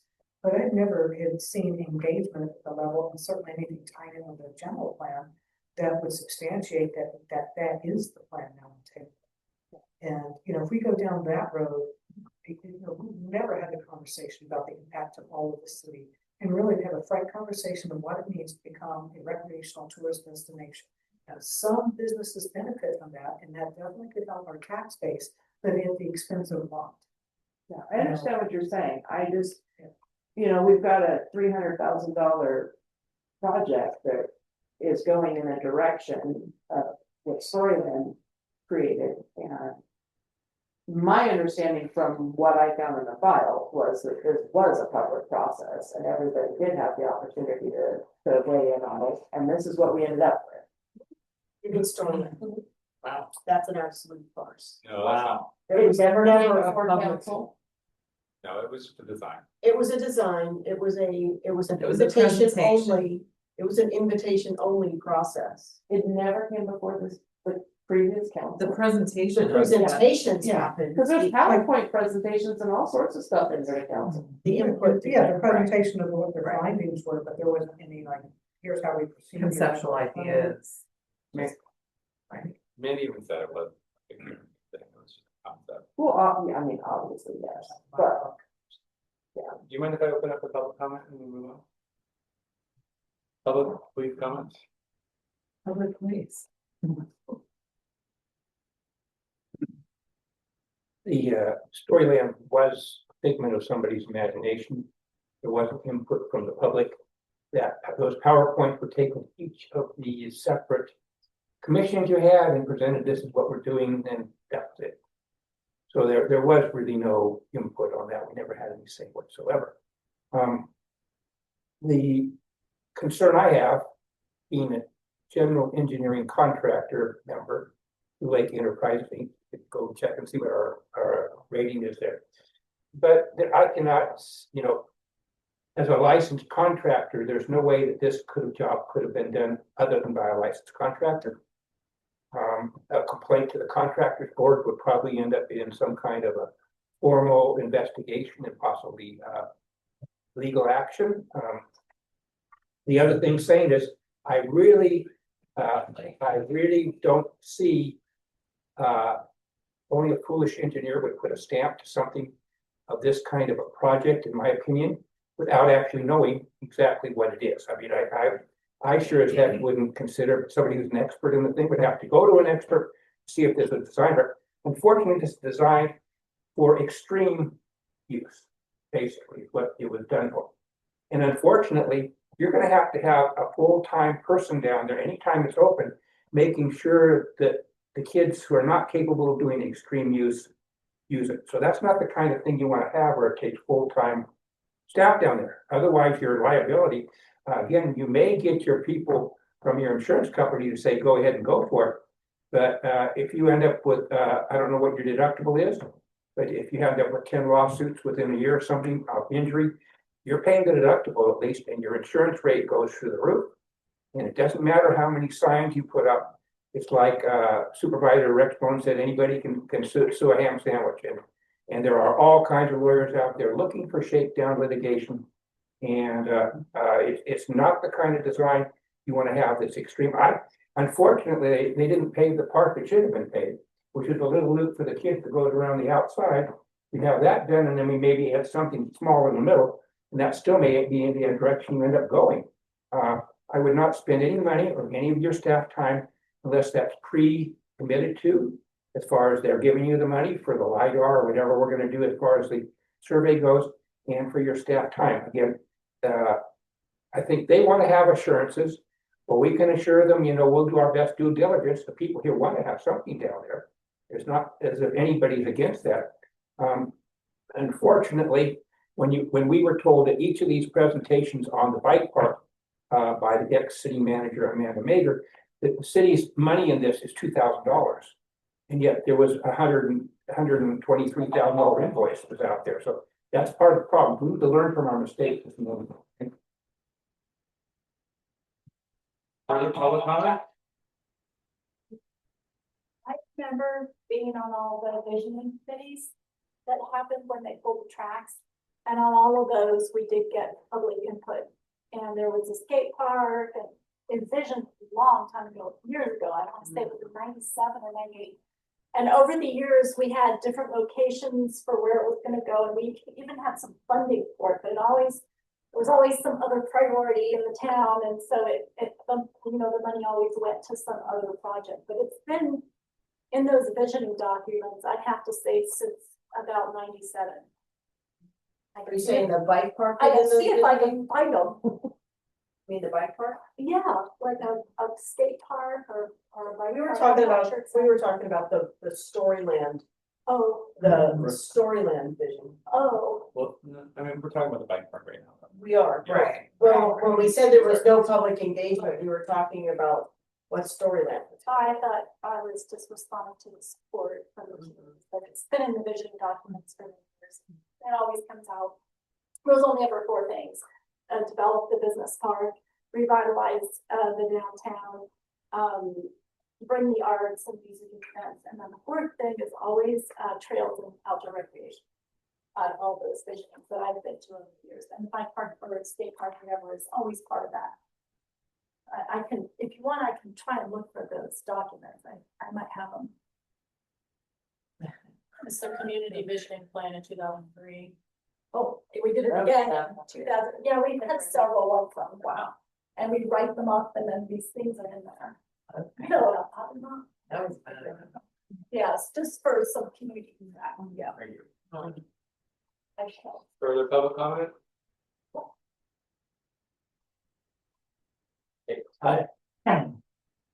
Sorry I'm late, I missed most of this stuff, but I'm here because I want to just really encourage you all to help us move forward with this project, bike park itself, and recommend the plan that Jenny has put forward to get us to move forward. I really want to get to work on it, and I'd love to see a date that we can go and take the tarps off and clean it up and start working on it. And I understand that there's been some opposition amongst the council. I want to assure you that you guys are a total minority, and I could probably take a survey of people in my neighborhood in a 4-block radius. I can't think of a single person excited about this park coming through. So that's what I just wanted to say. Thank you.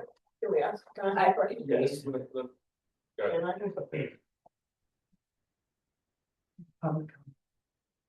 Look, we can leave that and we'll bring it back and discuss it amongst ourselves. Okay, question? We generally, go ahead, Ellie. Go ahead. Can you give us an idea? I mean, I know you're a writer, I know, the community of writers here. If you had to do the math and guess what percentage of the writers in town and around here are gonna ride that park the way it's intended to be written, could you tell me? Like, what percentage of 100%, 120% probably. are gonna start at the top and take all those jumps? Huh? Or all those people are gonna start at the top of that thing and take all 7-year-olds those? can coast over that thing. Yeah, the little kids. You don't have to catch air and go big. It is very, very well built and it's easy to ride. And I can think of Brian Russo's daughter. She was only 7 years old during the soft opening. She was riding with all that stuff, having a ball. So I don't think you really need to worry about the level of magnitude of the thing. It's built so smoothly and crisp and with intention that it's easy to keep your wheels on the ground, but if you want to go big, you can go as big as you want. Does that answer your question? Thanks. All right, Julie, Christie, go ahead.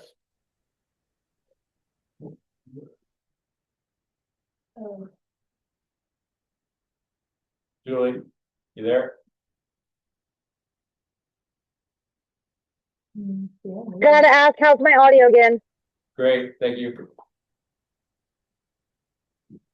Can you hear me now? Yeah. Okay, so, you know, you guys have a little grace with the public when they don't have a lot to be able to say sometimes on these matters.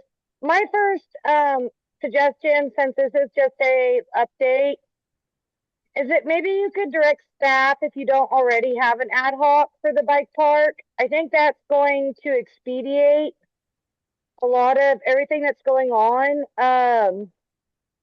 Kent, thank you for giving the reality check.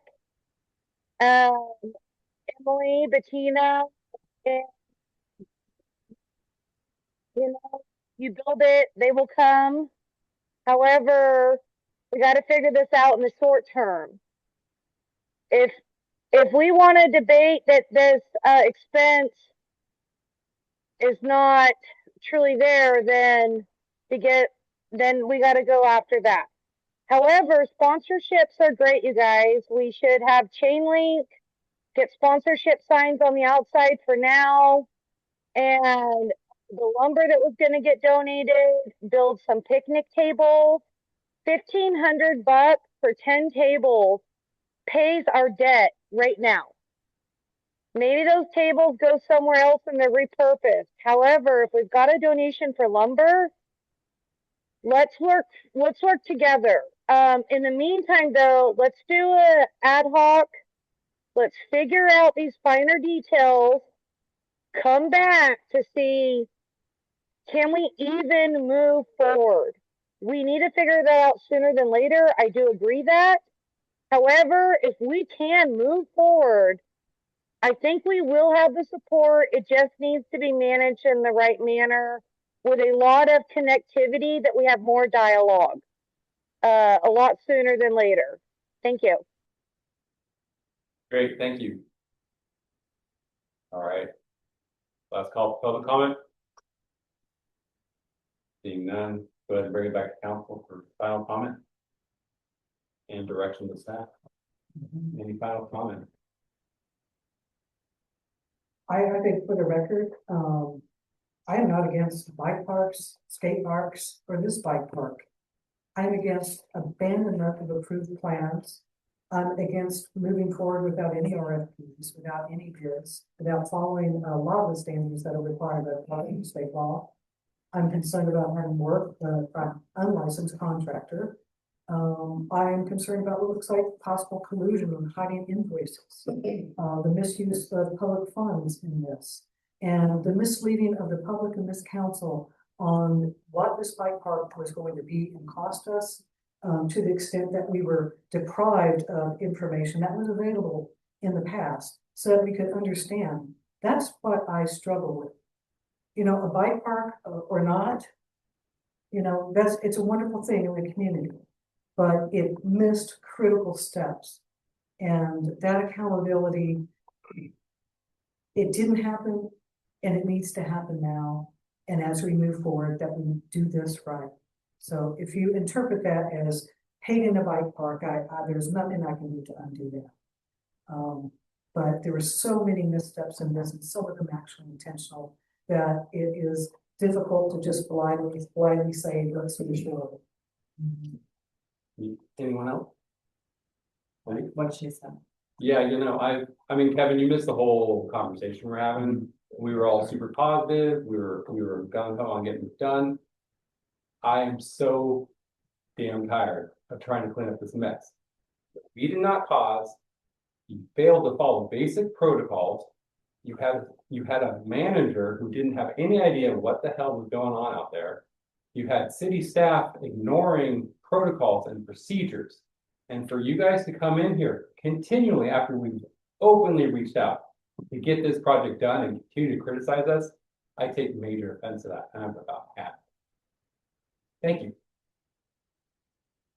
Is that how you felt by my statement? I didn't say anything like that. You said we were the minority of the community. No, I We- said. Then we were against What the you bike said. park, Yeah. pointed right at us. Like, I'm just. I did get carried away. I did say you were the minority. Yeah, I mean, it's getting really old, really fast for all of us. And it's not even because we're against the project.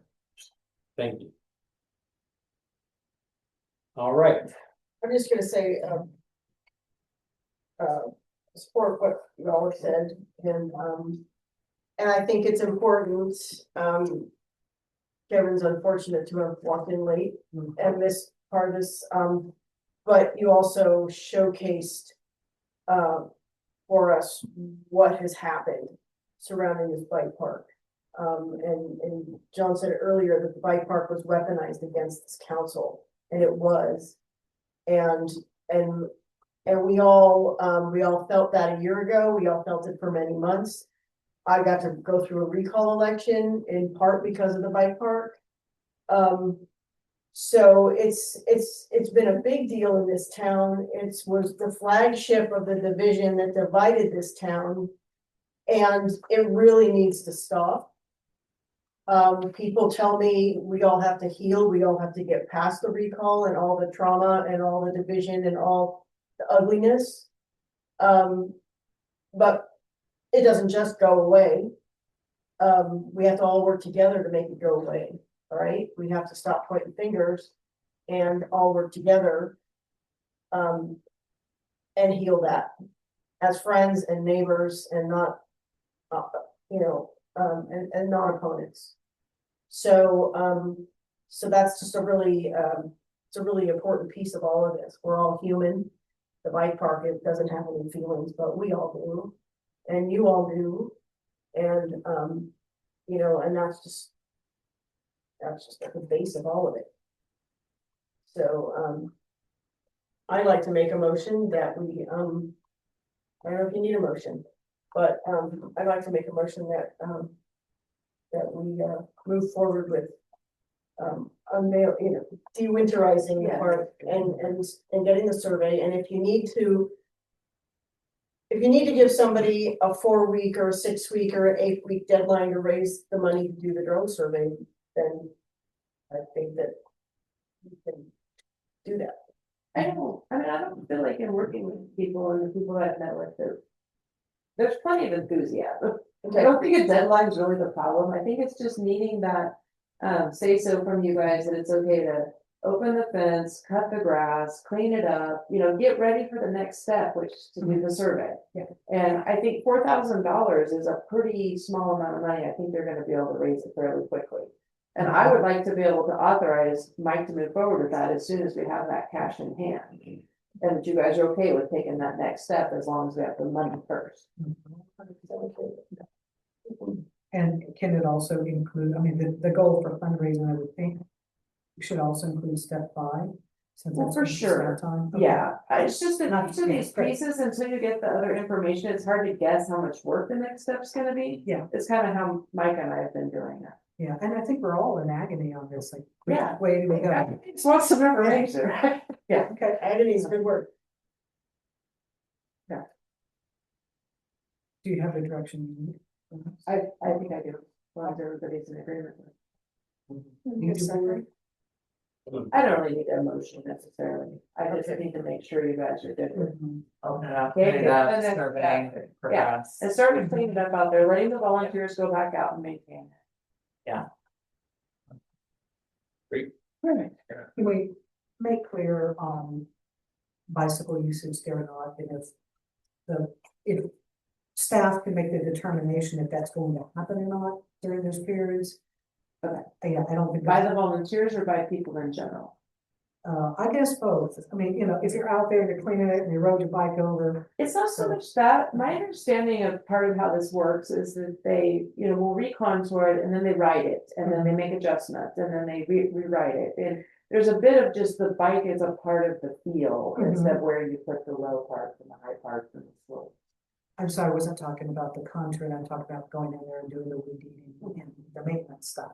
So I guess in your, whatever you need to resolve with Sierra and share with those volunteers, if it's a go or no go, that they are on that track or not. They have to resist driving while they're in there. Yeah. Something like that. Yeah. We'll find out. Okay.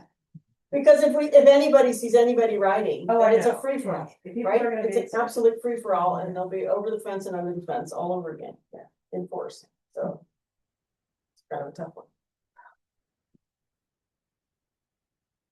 Moving on to item number 15, council correspondence. Thank you, council.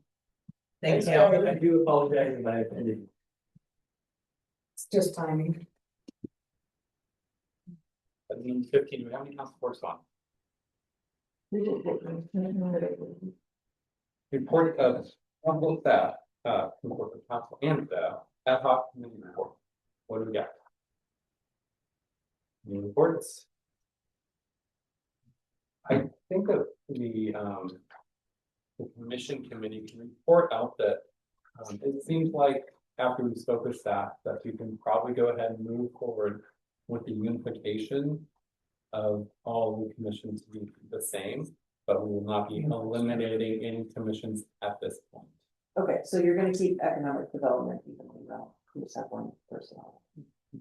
That is what, I mean, we come up with a formal recommendation if it's better, but I think. No, I just, so Samantha's gonna start putting it together, she's actually reached out to Ryan to start the process, and we got a very thorough email back from him. So knowing whether economic development should be included or not is kind of one of the critical things for the out in an ordinance by itself. Oh, yeah. That's not like the rest of it. Out in an ordinance. Isn't- Arts and Oh, heritage it's arts and is in a heritage. resolution. Okay, that's the one. All the other ones are in ordinance. Yes, it's gonna be quite a process to get them combined down into a single. But I found arts and heritage in the ordinances. I mean, I could confirm, but there's one commission that's in a resolution. Established as by resolution, not an ordinance, and I'm pretty confident it's arts and heritage, but I could be wrong. I can only say that when I was doing my search off of the City of Blue Lake website in the files, and it comes up within the ordinances. It does, maybe it was not formed correctly, maybe, but maybe, I will look to. But it is different, it's different than the rest. With my recommendation, what you interpreted our findings. Yeah, and having discussed just briefly with the city manager, I think that the idea is that, I mean, overall, the trust here is kind of cleaning up the ordinances because they are pretty gummy and scattered. And so we just build a common framework, and planning commission will always be separate, let's make that clear. But for the other commissions and formations of commissions, kind of standardizing what that looks like. If there needs to be a change, it can be done by resolution, but we don't have to get, through all of these additional steps. And as you said, whether ultimately the, I guess the goals of any particular commission end up getting combined, that can be revisited. I know that, some members of the public have different feelings about it, but it doesn't matter if we have 20 commissions if none of them can make a quorum. Right. So the effort in combining is to be quorum. And I think we can do that with simpler language in the ordinance, and then by resolution, we can kind of backfill. What is the backfill part of the resolution? That's the one that Okay. concerns By me. combining. Once you have to do an ordinance, you have to change it as an ordinance. Correct. Well, and that ordinance provides the framework for a commission for the city of Blue. And, what constitutes a quorum, kind of like the basic loan structure, but then how we're gonna dress up Barbie will look differently. And if that needs to happen by resolution.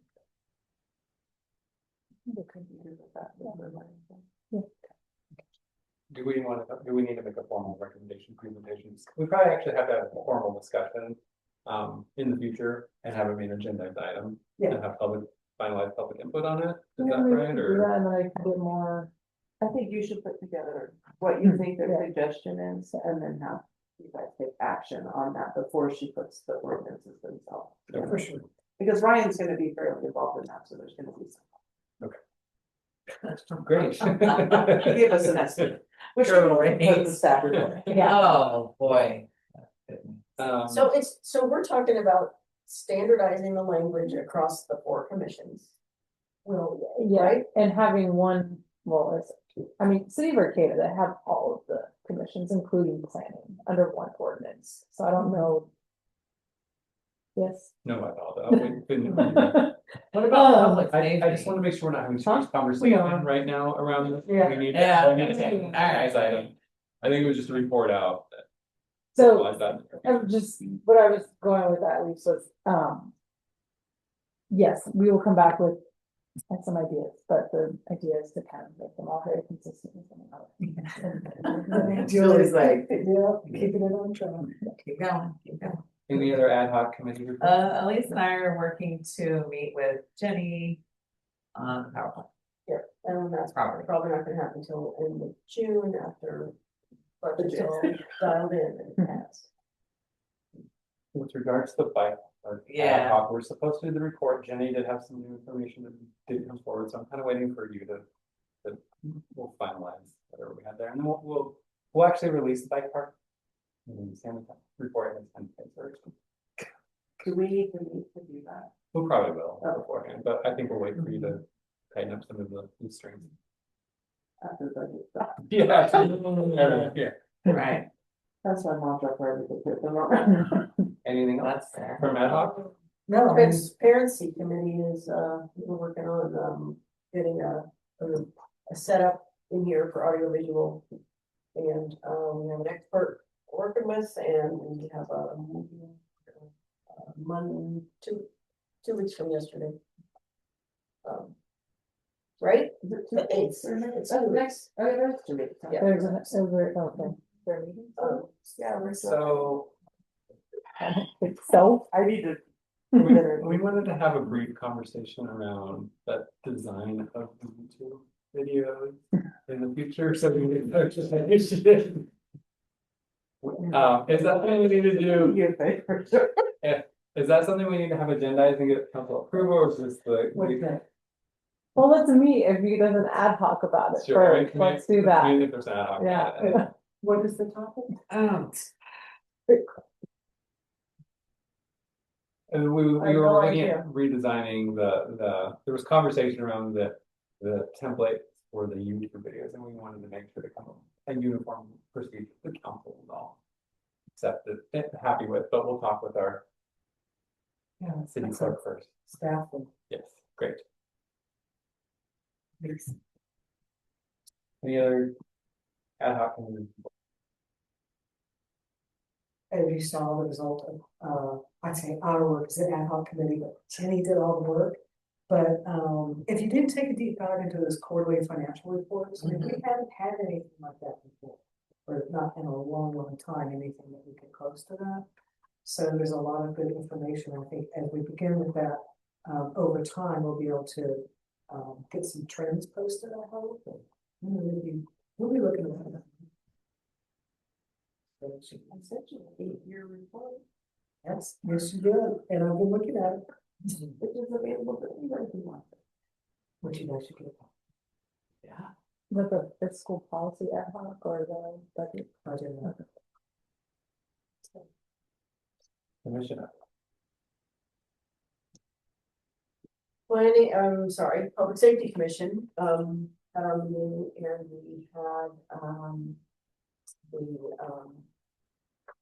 chief of the tribal police, department, attended, and, we had a nice, conversation back and forth. He did a bit of a little, he told us all about what's going on, in their department. And we also had,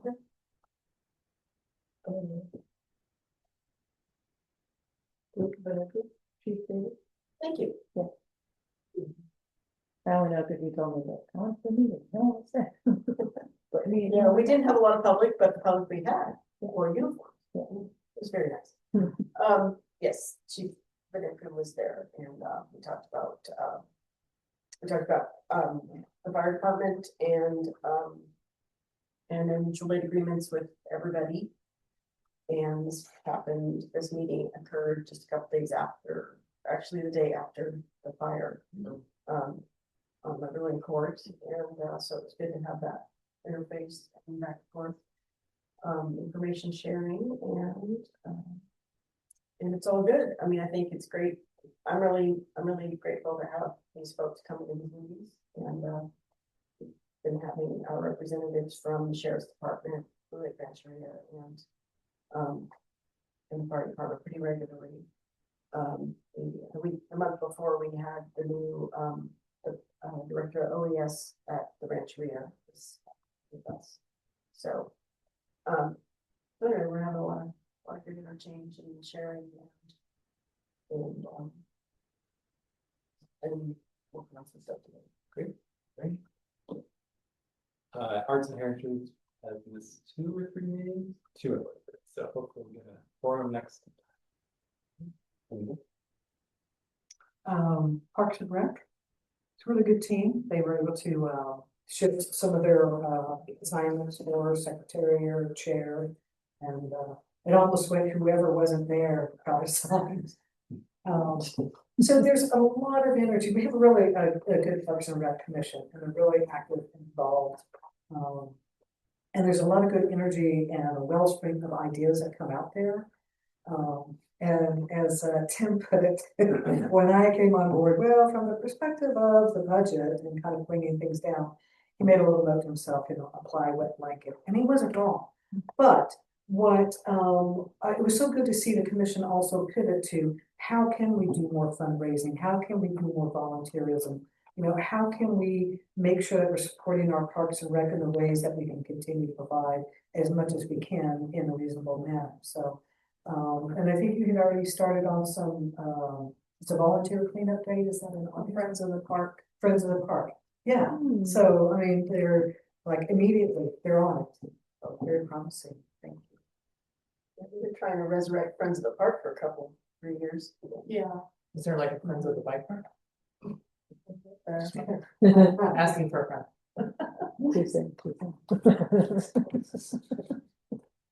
Friends of the Parks is a thing that used to happen. There That's was really a whole cool. I volunteer love corps that that used to work. idea. Oh, yeah. I think Years so. ago. Like it's sparked that up. City manager report. Do you want me to go through all of it? Does the council wish city manager to go through her report or ask any individual questions about it?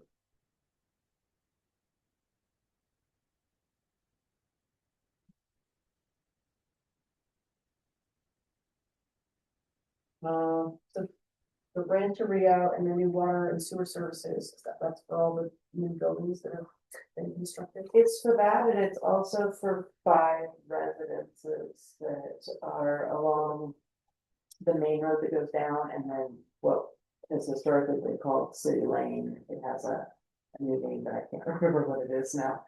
There's a series of residences there that are across from the tribal office, and then the tribal office, and then all of the new ones that are out on the old off ranch. And that is, that's all gonna be serviced with the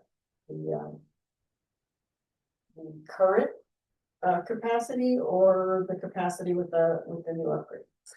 So that's part of the negotiations I'm currently working on with them, is exactly how that split goes. I provided some direction to Bruce last week that he has then given to his engineer, who's doing some calculations, and is going to send them back to him. Because there definitely needs to be some sort of an accounting for how much capacity did they buy in the last MOU when they did the construction project with us, and how much of that still remains, and then how much additional capacity are they going to need for these, especially sewer is our biggest problem, obviously. Some of these are water only connections, they're not sewer connections, but we are going to go through site by site and evaluate how many equivalent residential units each one is, and then figure out how many they already have the right to, and then we'll do an update for the MOU. Part of what we're working out is which of the properties need to be part of the MOU and which don't. I mean, some of these are just parcels that are literally inside the city limits, so we normally would just provide water and sewer service to if they paid us a connection fee. And so those we're going to deal with separately from the ones that would be outside of our boundary and that we need to do anyone for. It should be coming before you guys. pretty soon now. Any other questions? About the city manager report? All right, I'm gonna go ahead and open this up to public comment on all three items. Some items. I am greatly pleased with our interaction and our working relationship we're developing with the tribe. That has to do with you folks and your new city manager. There was a great amount of angst because in prior history, you weren't aware of it, tribe was denied access to the services. They made application and they were claiming simply denied. So that was because of personal animosity from one person, but that time was the city manager. I did wish to point out, I did read through your resident report. I didn't see a copy of it in the Bible here. Anyway, maybe I missed it. Maybe I missed it. But anyway, I did wish to, and I'm never going to speak for Aaron McClure on the tank project, which is one of the items that was addressed in that. But I think you reached very close to what I would feel is most likely an impasse. Unfortunately, when you have people as myself and others under the perception that you have a city attorney who's turning a project into a cash cow, all kinds of unnecessary billable hours. This thing dragged on forever, and it's very hard for anybody to close a deal when that's the perception of someone who's supposed to be doing the deal. My understanding is that the money allotted for her attorney has been totally spent, and so she will be improper in that, I guess, in dealing with Ryan, if there's anything more to be discussed on that particular topic. So I think it's reached that point. There was a comment that escrow was to be closed.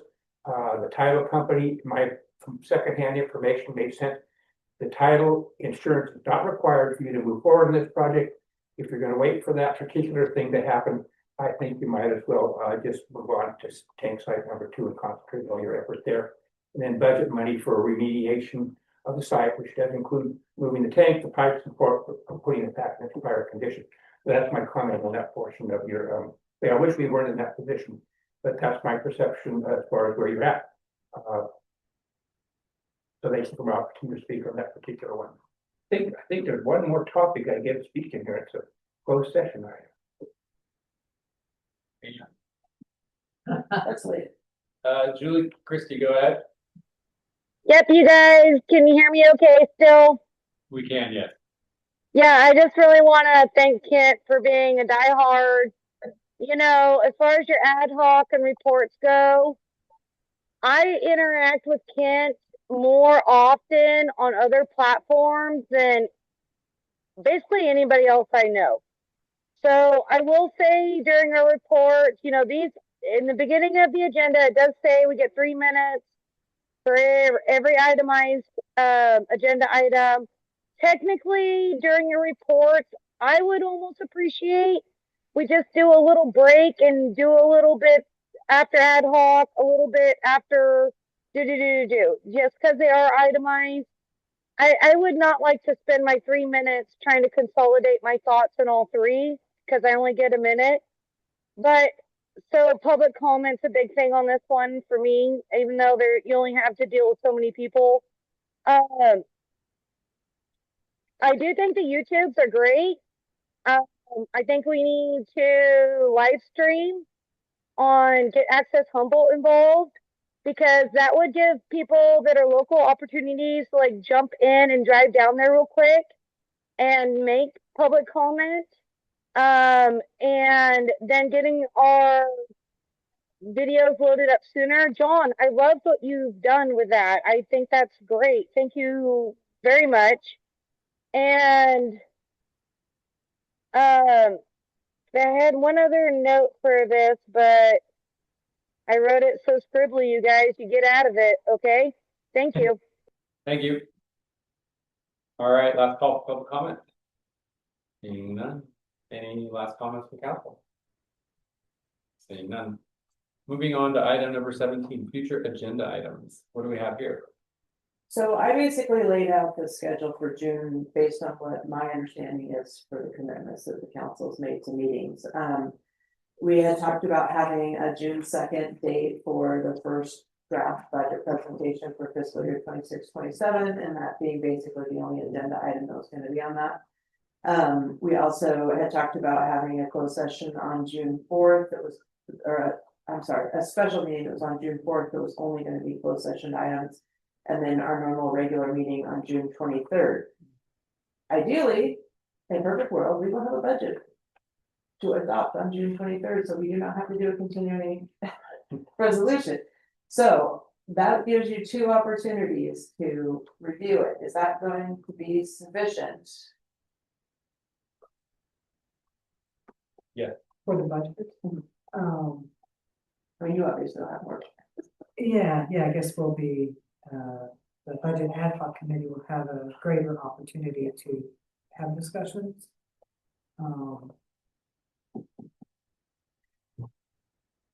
There's so much to look at with the budget, and as difficult as things are, I think that they're going to get more difficult for us. Just because of the economic climate, the world that we live in right now. So I would ask that you guys, if you have any spare time, is begin looking at the current budget and think about where do you want to see our discretionary spending. Some of it we have no choice, and if there's any discretionary spending, it's probably going to be very small. But you know, we haven't been able to set our priorities collectively, and maybe if we can at least do the budget, get 1, 2, 3 mental health companies. So that's what I would ask for June 2nd. Does that make sense? To at least one person. That's good. Yes.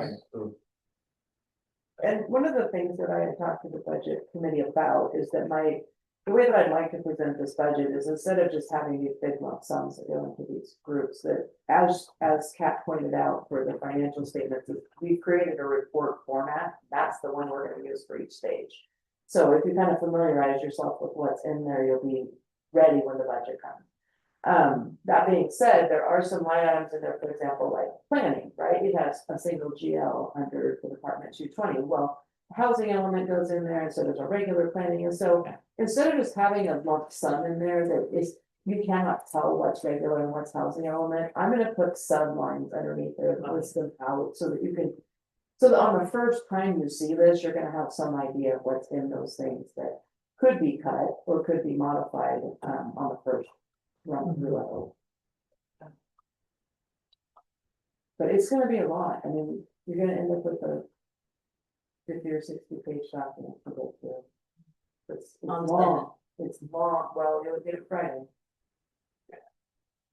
Okay. It's my first time in the middle of the night. Yeah, so that one, I think, was it at 9 p.m.? Yeah. You were up late. Yeah. So if you guys are up for this, we'll go with this schedule. Otherwise, I'd rather pick another meeting in the middle of the month now so that we know what our targets are. Can we pick one as a tentative and then we could whisk it away if it's not needed? I can't remember what any of them. In addition to what? The June 2nd and the June 23rd. Unless you need another week to get your thing done and do it the following. Well, and there is definitely some truth to that. I mean, we've had several ad hoc committee meetings. We've talked about a lot of things and different changes to salaries, schedules, and some major changes to some of these things that feed into the budget. And so they haven't even seen the first draft. I was working on it still today. And maybe we should be doing it on the 9th and not. That would certainly be, I would love that. If that works for people. That's Oh, this yeah. next Monday is the 2nd? Tuesday is the 2nd. Okay, Yeah, we set them on Tuesday night. Yeah, and I'm gonna be traveling this weekend. I'm traveling on the 9th. Are you gonna be back by the 2nd? Oh, yeah, Kat, Yeah, I will, but I won't really have a chance to review. and it doesn't have to be a Tuesday at the special meeting. If there's another day during that 2nd or 3rd week of June that people feel available, then. Will Monday work for you, Michelle? Not the Monday, the Wednesday would work. That's the 10th. The Wednesday would work. The Thursday of May. Yeah, Wednesday, and then I'm gone, all the next week. Well, Wednesday it is. Wait, Wednesday what? The 10th. Oh, okay. Okay, so that it will take in place of June 2nd instead of June 10th. That's correct. So that'll be 6:30.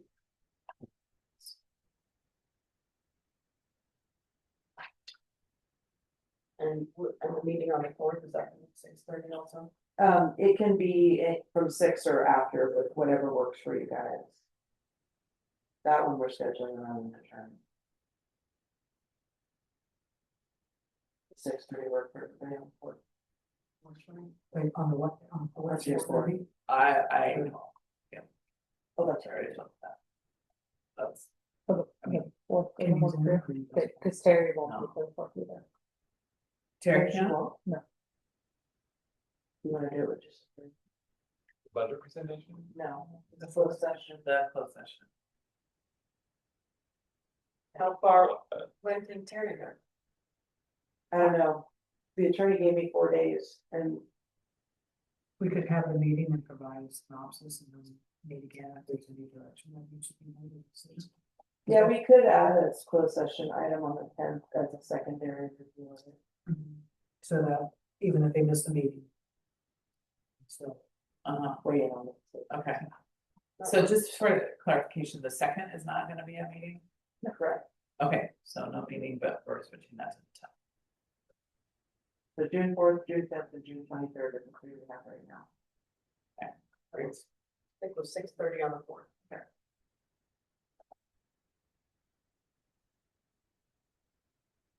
Any future agenda item? Or? No. Public comment on future agenda items? Julie, go ahead.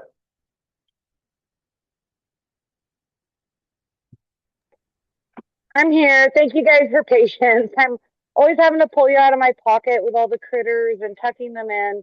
But my thing I didn't notice on the last one actually projects perfectly into agenda items, which is ad hoc. I'd like to see an ad hoc for the bike park if we don't have one. Not thinking we do. And do. then, okay, well, let's get them rolling, all right?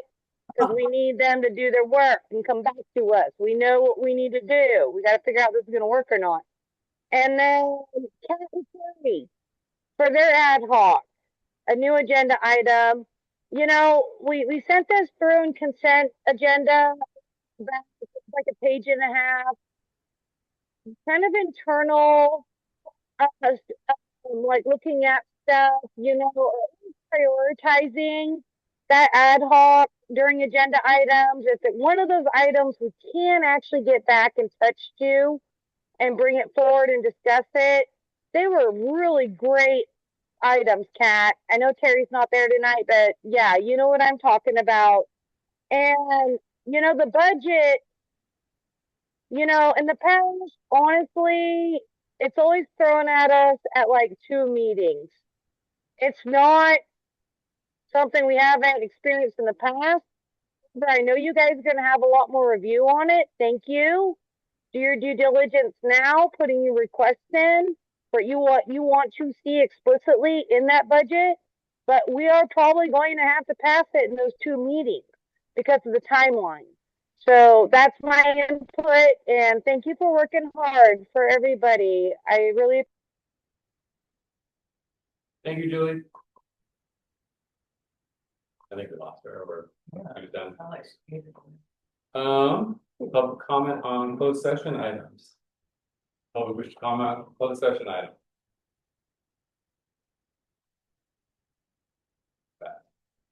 I think she's a keeper. Well, thank you, Ken. Yeah. That means a lot coming from you. Well, maybe not. But I basically, you know, kind of get a feel for what the community's feeling on, you know. When we've had some extremely confrontational things in the past, it's nice to have the opposite currently sitting for city manager. So I wanted to thank you for the transition. I know it's been major, and I look forward to continuing to have a working relationship. And I think things are much brighter for the city now than they were a year ago or whatever it was. So thank you for the opportunity to speak. Thank you. Julie Christie? Okay, is my audio better now? Yes, and we're on closed session. I know you are. I want to concur with Kent, and this is why. Because Kent is doing his request to Jenny more than anybody would even think about the items he's doing. And he's not, getting everybody else to do it too. He's doing it and like helping everybody else learn. And I appreciate that he's supporting her because I know if Kent wasn't getting what he's requesting, he wouldn't be supporting her. I just hope you guys can support her too. But if you guys go into negotiations tonight or review, I should say, that's okay to hash out stuff that's not working between you. That's okay. There's always a compromise and there's always a way to understand each other and move forward. And I just hope that we can facilitate that. But also, I think you guys got a good, different variety of you to make that judgment as well. Thank you. Thank you. All right, we entertain a motion to go into closed session. So moved. Motion made by Stefani, do we have a second? Okay. Second by Louis Kinzo, all those in favor of going to closed session, say aye. Aye. Opposed? No one in closed session, thank you, everybody.